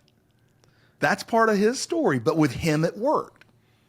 Well, to With me, him- to me that adds Yeah. more credibility to him because he's not just some guy that took psychedelics and fell in love with them. And then Isn't it sees- weird how it all depends in that case, but that doesn't work with geographical travel. I don't think you build credibility by, I haven't been there and been influenced by the vapors of the pyramids that make you think crazy stuff. So I'm more credible in the pyramids. But I guess there's something with drugs that at least has the stink of, you do it, you're so entranced by it, you become biased towards them. So Brian retained. Now, I wonder whether, and I didn't ask him the other day, we hadn't talked in a while, and I just wonder whether he's tripped yet. Right? Yeah. And because that day's got to come, and I kind of secretly, I give myself an open invitation to join that party. I'd love to get on something with Brian. Yeah. Well, this issue keeps coming up where, like, I remember the Graham Hancock Flint Dibble debate. Yeah. Where Graham Hancock has put his money where his mouth is time and time again. He's gone to these places. Right. He's done the diving. He's done the ayahuasca. He's immersed himself in that. He's physically done these things. Whereas Flint Dibble, he made a good, he did really well on the Joe Rogan Experience, but he hadn't really got his toes dirty. He hadn't been to the places. He'd read a lot of articles and he was able to articulate his case well. But, I think it profoundly changes you when you actually go firsthand and you're doing the dig. You're seeing the thing firsthand. It's a totally different. Again, no bright line, but definitely some people get over that line. And it's like, come on now. And I'm one, I try to get there, but certainly Jesus. I mean, if you talk about all these subjects, you're going to like Gadong Padang, not that I go off on Gadong Padang, but Danny Hillman's coming, Dr. Danny Hillman, who defined it as a 30,000-year-old structure and then was completely suppressed by his government. And he is such a gentleman and a scholar, a fantastic man. So he's flying to the summit from Indonesia. But I haven't been to Gadong Padang, but I do feel comfortable discussing it to some degree and saying that I think the guy's got plenty good evidence for follow-up by the government. But again, not been there. But if I became Gadong, I don't think I could have been Carolina Bay guy without going to him. That's a good example. Yeah. And see, that happened to Antonio Zamora, and Michael Davies did not live near them. And then their early years of Bay obsession, and they're already on the web, right? Antonio, just a little bit, but he'd already been making YouTubes and whatnot about these bays. And then they both came down to the Carolinas finally to see the bays and contacted me first. So we had to make a big thing, you know what I mean? And you go out and see these things that those guys see them in person, and they had just been fascinated with them on computers.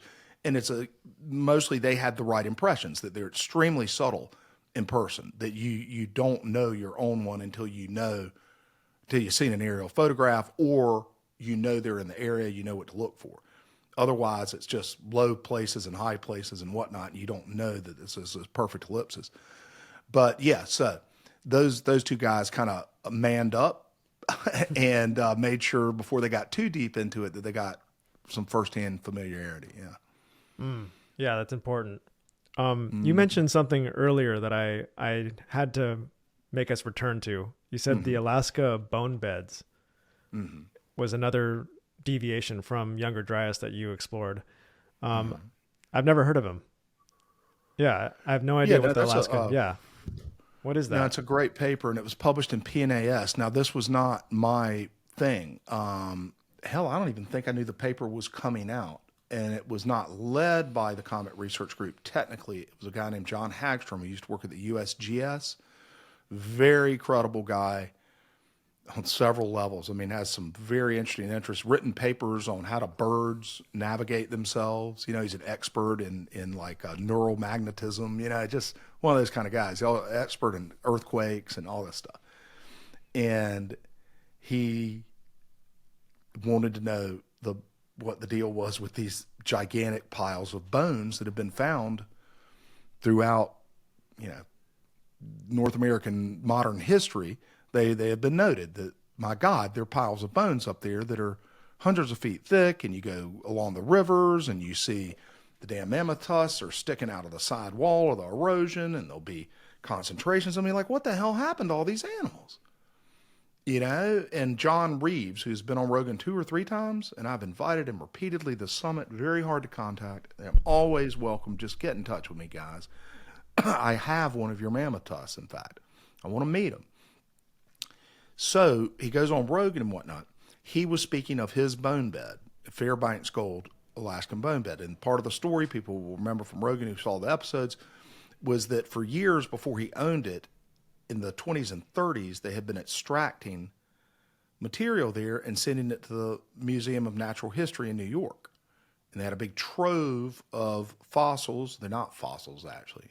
I correct other people on that. Of bones, of Ice Age bones. They're not turned into rock yet.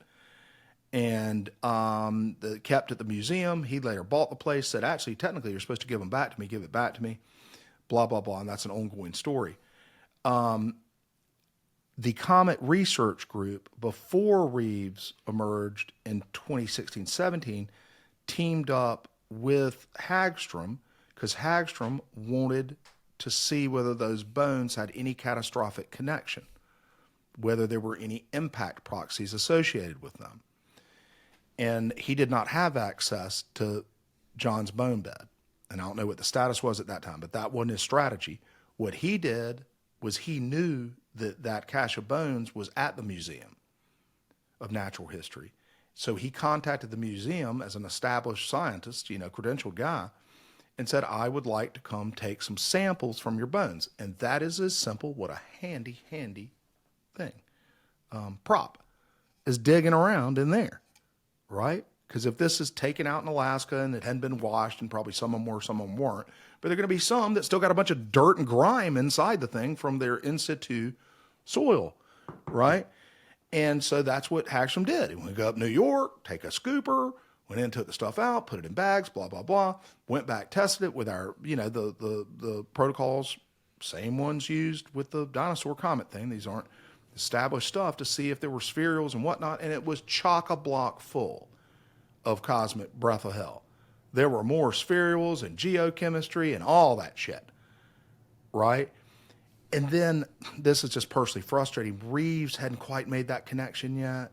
And what we wanted to do was take John Hagstrom back up, or take him to Alaska to actually test these bone beds. Did you see any of the Reeves stuff, Mark? Or is this a new name? This is completely new to me. Yeah, it's called Boneyard Alaska. And it started as an Instagram page where this wonderful family, the Reeves family, is one of those cool families where their thing is digging up Ice Age bones when they're not digging for gold. So dad buys a gold mine, amazing fellow, and a great American, John Reeves, buys a gold mine, and then they're working on equipment and fixing shit and hauling water and trying to keep from freezing to death in the winter, and digging for gold and making a living as a family, probably a good one, with a producing gold mine.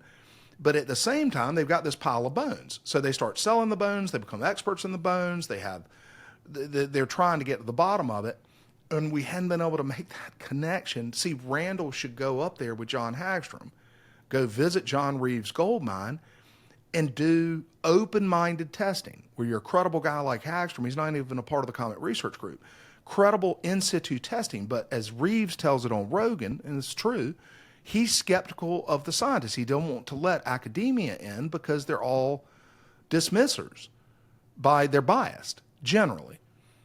But we've got unbiased team that can come in there and do it right. So it's a little bit of an appeal, or maybe if things could be different, we'd have John Reeves at the summit, would be showing evidence that was collected at the site that shows. So there was a tremendous catastrophe in Alaska, roughly 27,000 years ago.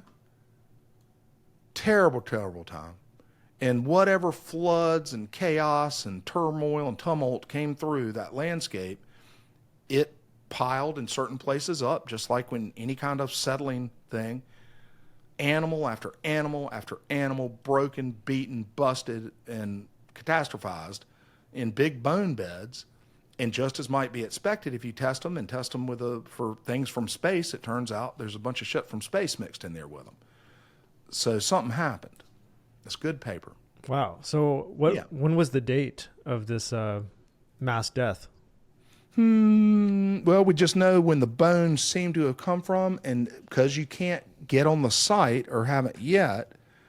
So this was the paper in 2017, impact-related microspherules in late Pleistocene Alaskan and Yukon muck deposits signify recurrent episodes of catastrophic emplacement. So if you decode that, that means Alaska suffered something that no one has ever acknowledged happened in human history. And when do they date it? Yeah, 46. That's right. 46, there were a number of them. So 46,000 years ago? With the recurrent, between 46 and 11. And they zoom in on some more dates, 23 and 19. See, my tusk is 47,000. It hits that earliest date. The one that I have has been dated. Okay, so see, we'll get some of these bone beds, picture of them. Hold on. So he's digging for gold down here, but you have to dig through these. Look, just stuff everywhere. Look at that. Just piles and piles and piles of twisted trees and bones and spherules. Trillions and trillions and trillions of cosmic signature microspherules found inside the pieces and parts. See, and this is where I think people have trouble putting it in their brain because, okay, ancient ice age bones. Okay, I know where that goes in my head and my science. Microscopy of crenulated iron spherules that indicate cosmic impact. You just don't mix those two things. And when some scientists see it, they're like, those two disciplines should never touch each other. Well, there's no particular rational reason why they shouldn't touch each other, because you can find evidence that requires high-tech space-age tools to go look at old bones. I don't know. Maybe I'm overplaying that, but it's a great, great paper. Hadn't been retracted yet. Knock on wood. Knock on wood. That's right. Well, it didn't get retracted because it didn't get any attention, and that kind of killed me, man. I thought it was great. I was like tweeting it to the Alaska radio stations and shit, hoping somebody would pick it up, but nobody paid any attention. Crickets. Yeah, it's funny how that attention is a double-edged sword. Like you want the attention, but the second you get the attention, you got all these attacks. Like indeed, and that happened. Both things happened to the Coffrey researchers, Filippo and Armando.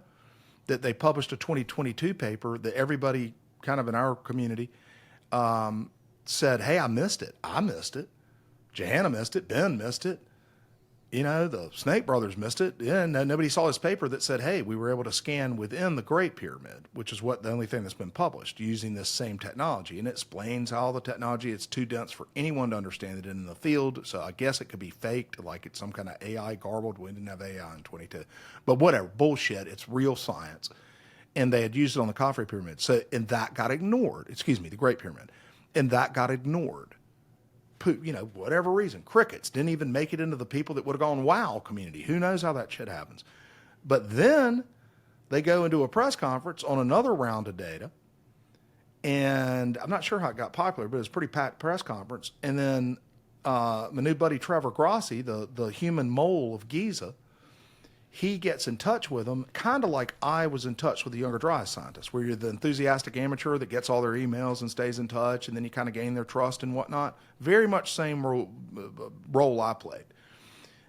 And this has happened to me too. Then they gave him some material, which was an unpublished abstract summarizing their further findings when they looked under CAFRE. And it included these interpretations in some language that you wouldn't have been in a published thing, speculation, and some of the science and some of the actual scans, so some of the actual data. And then Trevor, they didn't say don't give it to anybody. He puts it on his Facebook, and boom, the whole world finds out about the thing that was unprepared and premature and whatnot, when their previous paper gets cricket. So they've been through both iterations of that. But you're right, the blowback one, the second one, it was many, many unfair criticisms.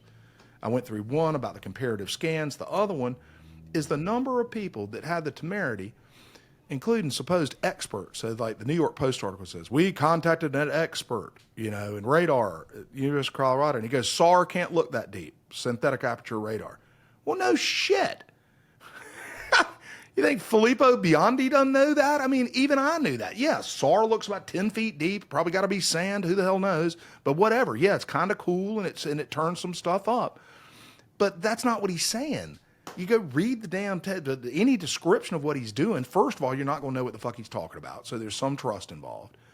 Some smarter people than I have looked and said he knows what he's talking about. He combined that with Doppler-based, microseismically induced acoustical data. So everything's moving. So the surface of the earth is a speaker, in a sense, that's reflecting the vibrations from below, from all types. But everything's kind of moving, and it's making a sound signature. So they're taking a sweep of that, which is something no one's really kind of ever heard of, probably been out there, and a sweep of SAR, the synthetic aperture radar.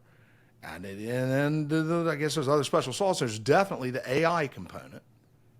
Okay, maybe that's the bullshit. Maybe Filippo's tossing his career away by faking there's really no AI, and I went and photoshopped some things beneath the pyramid. I mean, whatever. No way. Okay, but they take those three things, and that resulted in something that hasn't proven itself yet, but people came out and said SAR can't do that.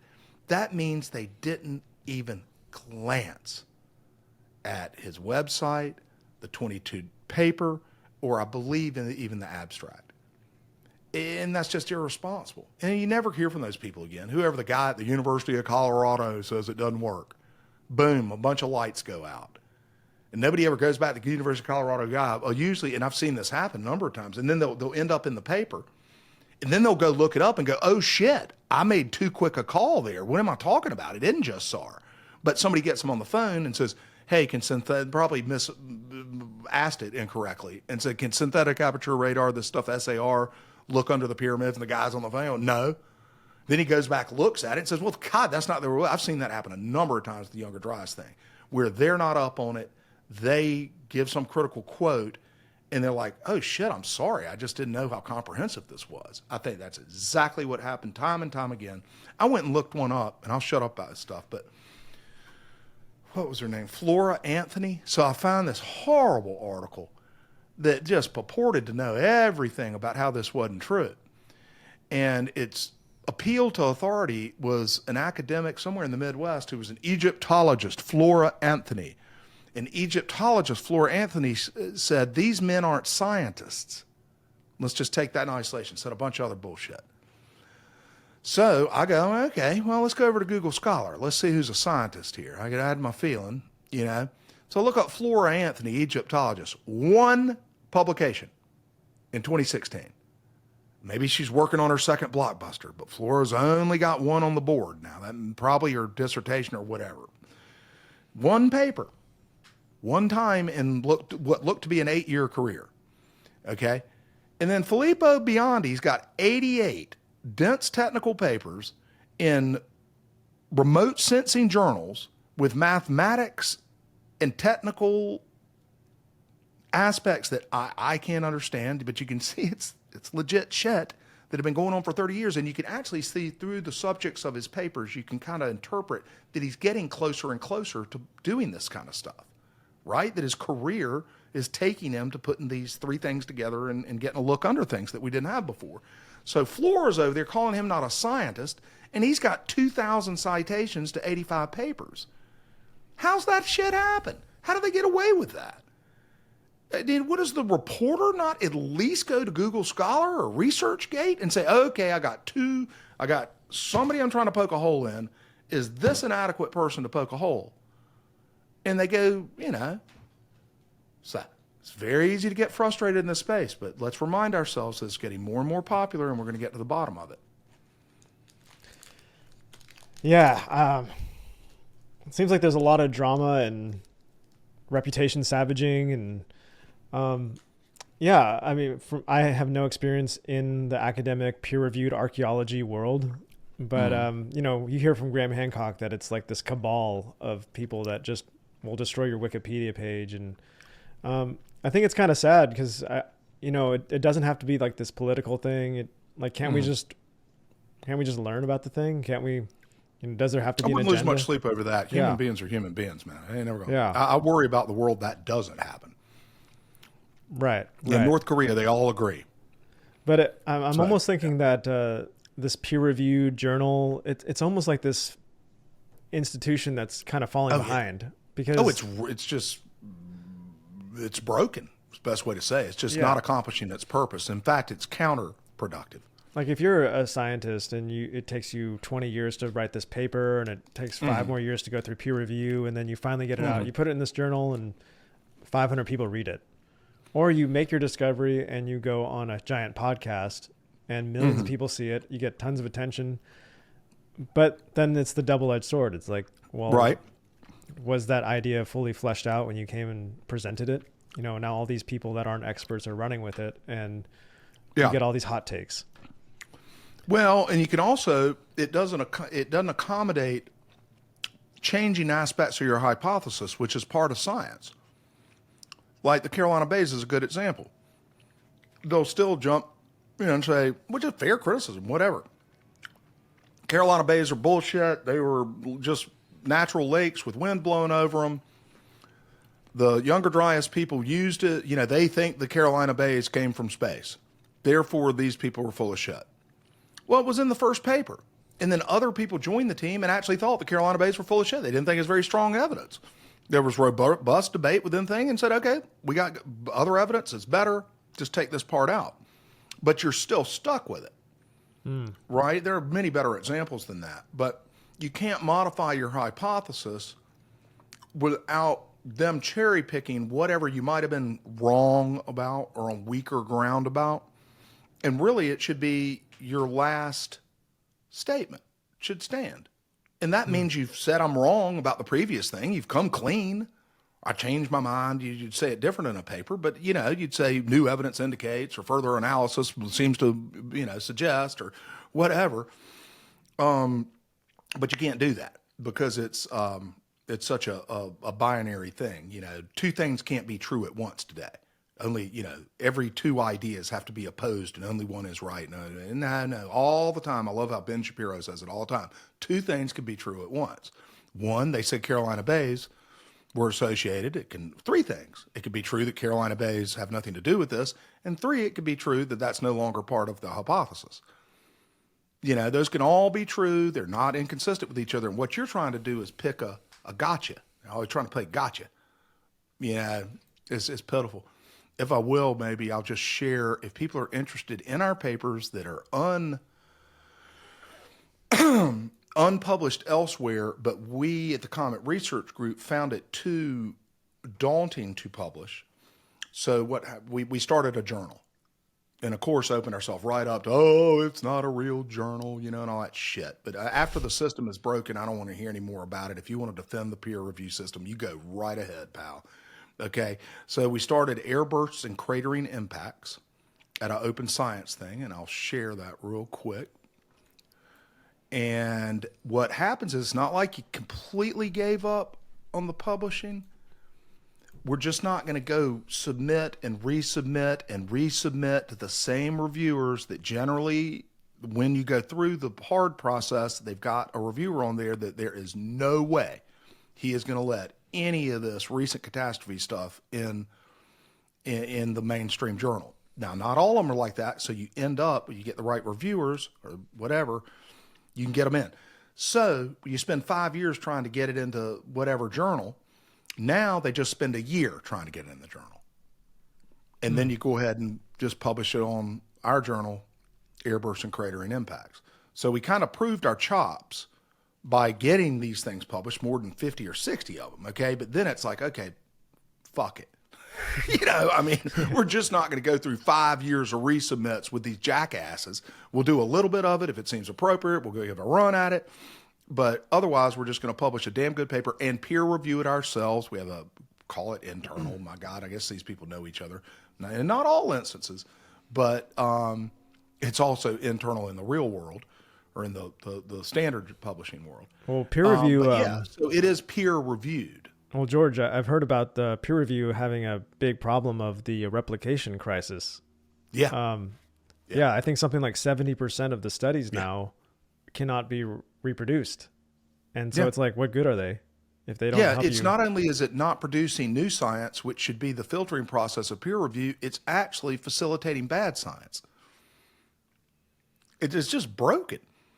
And how antiquated it is anyway. What does it, the idea is somebody types out something and puts it in a manila envelope and sends it to Nature, and then they get another manila envelope and send it to 3 other guys and don't tell you who's looking it over, and they send you back some handwritten thing. I mean, all this stuff started back in the day when that was the model. Why the fuck would you stick with that today? I mean, that's what open science is all about. That's why this website is called Science Open. I mean, there are many, many efforts to address this. It's not unique to the Comet Research Group, and there are plenty of very established people who know it's broken, including Jim Powell, who published a great paper. He's an emeritus scientist, president of 2 universities, the head of the biggest, museum in California. He's James Lawrence Powell, man. This is a real, and he's 85 and he's got cancer now, man. He can't come on my podcast. He's a great guy. And he couldn't come to the summit. But he published in defense of the Comet Research Group kind of a sociological view of things. Like, we're not going to go into evidence. Well, we'll go into evidence, but we're going to say, okay, people came after this team of scientists because they published a number of papers. And then what Powell noticed is that his buddy Jim Kennett, who is one of our leading lights, Powell, premature death. What is premature death? Okay, so he said, one of my old science buddies and a member of the National Academy of Science, Jim Kennett, is part of this team making this incredible claim. I'm going to kill this. Making this incredible claim. He said, well, that can't be. I've been a geologist for 60 years, and Jim has lost his mind. And he's all in the newspapers claiming that we missed all of geology and about 20 other disciplines have missed what would clearly be the most significant thing in our record. And we all missed it. Jim's lost his mind. But since it's Jim, I'm going to go read every fucking paper, pro and con, and see how they match up, because he's a real scientist, Dr. Powell. And he read them and said, this is the goddamnedest fuck job I've ever seen in science. That these guys, who knows where they're right, but the other side is coming after them in every unscientific, unsortable, threadbare, juvenile, shallow, unscientific way. Their critics are of such low quality. To have the Younger Dryas Impact Hypothesis dismissed as case over, this crowd said it ain't true, and here are the papers criticizing this data set. So Powell went nuts. He wrote 2 full exposés of exactly the screw-in that we've gotten. And he didn't have to. But he just, what you get is you get these emeritus guys who aren't seeking any more grants. They don't have anything on the line anymore. And I think Powell would have done it previously anyway. But yeah, and then they'll come to your defense and say, come on, this is ridiculous. This is great science. Might be wrong in some respect, but don't kill it. Highly recommend that paper. Who are I'll check it out. interested in I gotta before we go, I wanted to. Yeah, bro. I have a more sensational question. Oh God, that's all I can do. Okay. So, now that we have the technology to, well, could we predict if we were going to get hit by another asteroid or comet? Do we have the tools to be able to That's accurately? a great question, but I'll take a dodge on it. And it comes with a little bit of a message. It gets back to where your lane is. When I first got in this and started that blog, the Cosmic Tusk, which I promise I'm going to put some content on soon, it had a good run, 1,000 posts, good 15 years, but I just have let it lay fallow. But it's all still out there. When I started that blog, I said, okay, one of the things in my head, I was like, okay, am I going to talk about future impacts? Because there's always plenty of chatter about Apophis and this been discovered and that's been discovered. So I said, nah, there's too much. And there are already plenty of websites that do that. And I call them the repent crowd. Here, doom is coming, apocalypse is nigh. That's okay. Sometimes that shit interests me too. I think a lot of it's true. I think there could be repeating cycles where, strangely enough, exactly halfway through a great year from the 13,000 years, exactly right now, halfway through what would be a great year if measured from the Younger Dryas event, which I find to be quite cyclical, okay? But put all that aside, I said, I'm going to just look to the past. So that's concentration of my blog, and it's my personal concentration. So that's why there are no impact threat people at the Cosmic Summit, for instance. Not that it's not a worthy subject, it's too much. You can't look forward and back effectively to me. And I think the more productive science and speculation is past as prologue. There are two different ways, both of them legit, that you can establish the frequency and danger of cosmic impacts. Very common one is you go put spacecraft that are dedicated to counting things in space. And God knows we should do it. Okay, but I think to say the very least, the underappreciated approach is, are there techniques that if there happen to be more frequent impacts than we believe, can we detect such impacts in shallow archaeological or grading soils around the world? If we go and run some faces on it, can we tell whether this has happened? Because if it might be more frequent than we think in the future, it would stand to reason that it's been more frequent than we thought in the past. And if you can go, so that's your telescope to the past. And that can give you a frequency count in itself, which I actually find more interesting than there are now 20 million established near Earth objects, That said, yeah, we should have more eyes out there, and we should have eyes looking at the sun in case one is coming out of the sun. But I'm less concerned about the immediate danger to me and mine, which is what everybody, you, your kids, and your grandkids. Okay, what are the chances of them having a very bad day with a comet? I think it's a hell of a lot greater than is appreciated. Like a couple of orders of magnitude, like 1,000, 10,000 times greater, maybe 1,000.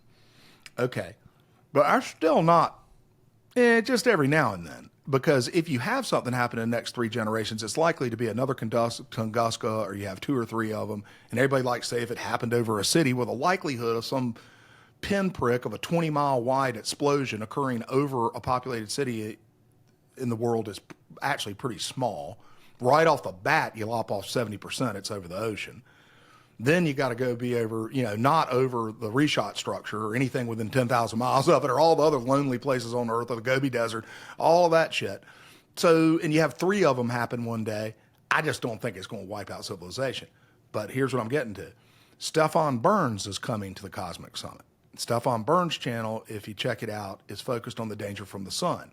So strangely enough, even though on the comets are a threat team, I'm a hell of a lot more concerned about energetic outbursts from the sun, because we are so much more relatively fragile to that event scenario, and it is clearly more frequent. And it's kind of hard to have a little one. I don't know. You can obviously have little ones, but whatever. That stuff I think is a danger and needs a lot more attention paid to it. This subject does too, but it needs to look in the past, in my view. That's a long answer to that, but at least I had one. No, that was a great answer, and it made sense of a lot of things. So you've been more focused on the evidence of things that have happened in the past rather than concerning yourself with projections of what's happening in space. Yeah, without dismissing the value of projections. But there's also a weird cultural twist that when you watch enough of this stuff kind of makes sense. But the impact frequency people, no, they're not even frequency people, we should worry more about this people, okay, for impacts, is led by the chief critic of the Younger Dryas Hypothesis, Mark Boslow's jackass out in Arizona, right? So Boslow, who's been on our ass in a variety of completely insupportable, maniacal, hysterical, and shrill things through the years, Boslow is actually the guy who runs Asteroid Day, for instance, talking about impacts and impact frequency. But what happened, and then there are other guys, I think he's damn near dead now, but David Morrison at NASA, he was the go-to guy for 25, 30 years, maybe longer, where if some reporter was asking how frequently would you expect this stuff, you called David Morrison at NASA, or you called Clark Chapman at the Southwest Research Institute. There's a handful of these guys. And their job was to pick up the phone and discuss the danger of impacts. And they had a very weird message. I noticed this in the damn near the 80s. It was like, one, it's not a problem. This doesn't happen that often. Two is, give us some more money so we can, I guess, make sure or find out more about how infrequent it is. But those two things never matched up, so they never got much money. And they would always cry about the number of people looking for impacting NEOs is smaller than the staff of an average McDonald's, was the old saying. You know, that's true. That's scary. But people don't care, motherfuckers, because you say it doesn't matter anyway. And then some people come through with evidence that actually makes it maybe matter 1,000 times more, and they become the people that become the chief critics of us. Because they were their job was to pick up the phone. It gets more interesting to me, and this is total speculation, sociological speculation, that their job was to pick up the phone and say this is not a problem. You look at other scientists, it's the opposite of global warming people, without getting into that, because it really doesn't matter if it's legit or not. But what happens is, if you are a global warming expert or government-funded scientist in climate change, and you pick up the phone, your job is to absolutely scare the shit out of people. And maybe you're justified in it, but that's what you do. But for whatever reason, the people are, well, I got a speculation on it, but the impact guys, the go-to guys funded by the right institutions and whatnot, and the right government, pick up the phone and say it's not a problem. And I think that's a result, and this is very justifiable, and I'm not alone in this. But NASA during the 50s, 60s, and 70s, remember in the 30s, we didn't even think anything hit the Earth. It took to the late 30s to accept the Barringer crater. And again, we're zeroing in on this stuff. Okay. And then by the 70s shit, we probably realized that this stuff is more dangerous than we thought. And then if you're kind of running the science program for the U.S. or involved, or maybe it's the cultural zeitgeist of the military, whatever, their go-to was, listen, we got problems with these Russians. They got 10,000 nuclear weapons pointed at us. The public doesn't need to know it's 1,000 times more dangerous, possibly, and we're just not going to fund that shit, whatever. And it became part of the government's thing to lower concern about that for what I think is a pretty damn good reason, because we need to watch the ball on nuclear stuff. That was far, far more dangerous than any damn comet would be. And if you go scaring the public, so it doesn't mean it's a cover-up or a conspiracy exactly, but it wasn't in the interest of the U.S. government whatsoever for decades and decades. And I think that is stuck to investigate what may be a much greater danger than they suppose, because and now it undermines climate scientists. Then it switched from nuclear war, keep our ball on it. This is absolutely, if I'd held Boslow's all but said it, that what the other dynamic underway is, that if you spook people about comets, well, by God, comets aren't Democrats or Republicans. Who are you going to blame? you're going to use the fear space in people's heads, which is extremely valuable public fear space. Good God. And we've built this great fear space around climate change, legit or not. But that's our territory, is keeping a bunch of people scared. We do not need any competitors to that. And they certainly don't need to be using our climate data in understanding the Younger Dryas, which was studied in order to scare people. They made movies about it the day after, right? Or not the day after, what do they call it? The day after tomorrow? Yeah. Where the Statue of Liberty freezes and it's kind of Younger Dryas happens. Yeah. Their science, the whole moral of that was don't poke the beast, turn off your SUVs, drive around in go-karts or whatever, because the world froze to death and that the climate can snap suddenly. Now it's the opposite direction and they had to swallow that. Okay, but our point is, folks, that the climate can snap suddenly and 20 degrees of temperature disappear. If it went down, it can go up, was the basic idea. And Al Gore included that in his presentation. He called it tipping points, and that you reach a tipping point and everything can go fucking wild. And here's a good example. It happened, it got cold, and actually one time it got warm again 1,200 years later, and they used it to support the fear space that they had created over a very politicized issue. And then somebody wanders in and says, oh, no, your iconic cold thing, it wasn't just some snapping of the Earth's internal systems. It was externally forced, and you haven't accounted for external forcings, that don't involve snaps. Yeah, it snapped because something came in at 80,000 fucking miles per hour all over the Earth, and that's what made it snap. And they couldn't get their brain around there. Although, and I'll quit with this, that Wally Broker, the godfather of global warming, the first guy to call it global warming, whatever, when he died, as New York Times, he was, had hagiography around him. He's Wally Broker, the world's greatest climate scientist. He died a few years ago. So I met Wally out at the AGU and whatnot. I don't know why I say that, but I have met the guy. Got a picture with him. So I followed everything kind of Wally did because he was the Younger Dryas guy. He was #1 Younger Dryas guy.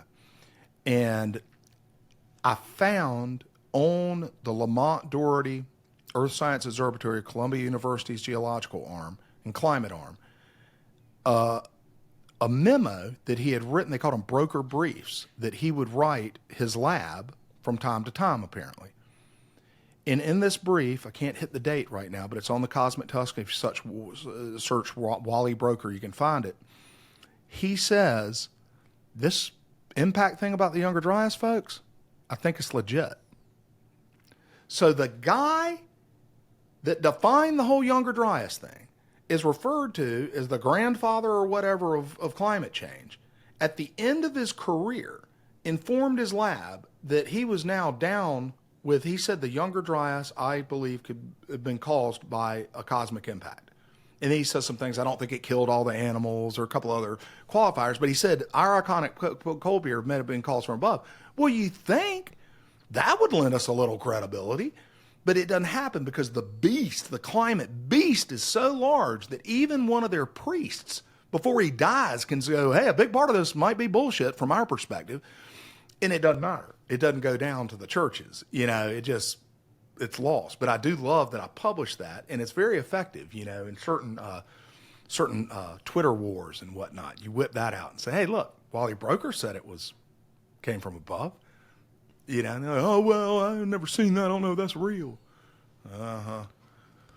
Yeah, so, that's a good point. There's only so much room in the public consciousness for global fear. And we've, climate change has taken up probably 80% of that global fear. And, there's not a lot of room for a competitor. And I think it's a problem that's real, but whoever spends all their resources and energy to protect the planet, they're not spending those resources on things like AI or nuclear or things that seem more urgent. And, it's like game theory kind of. We're all, every country, every individual is kind of working in their own self-interest because they can't trust the other guy. Well, for the price of one of those object counting satellites, or whatever components they attach to a satellite to make it object counting or whatever, any of those programs, you could take a fraction of it and go just dig some damn cores around the earth in shallow, grading, archaeologically appropriate soils and count the damn proxies for $10 million.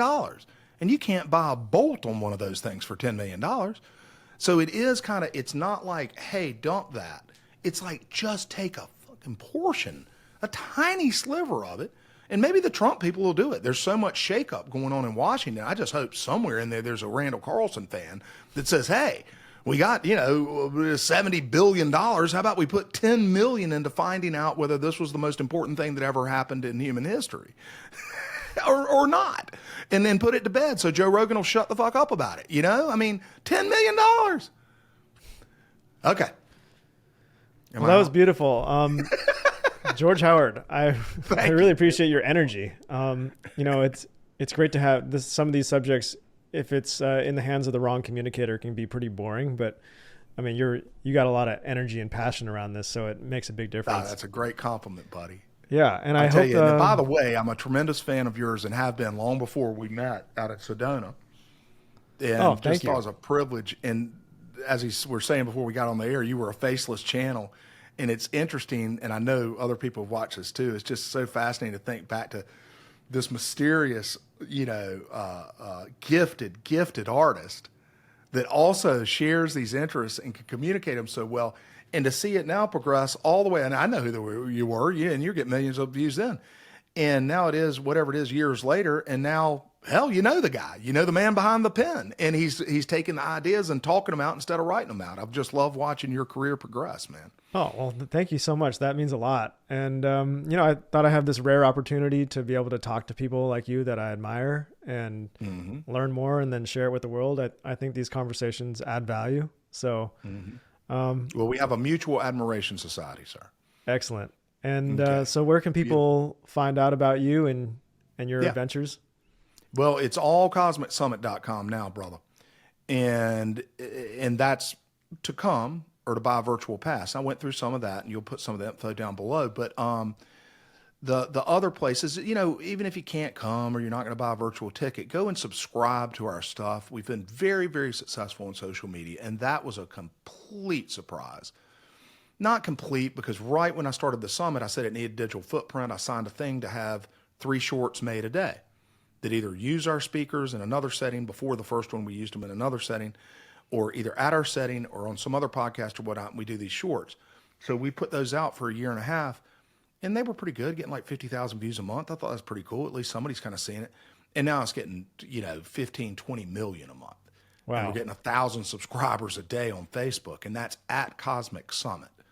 So that's popular information. And if people like to follow this stuff, and some of it's kind of shallow, short videos, but a lot of it's long form, because we put the entire summit 3 or 4 months later, we put it all out on YouTube.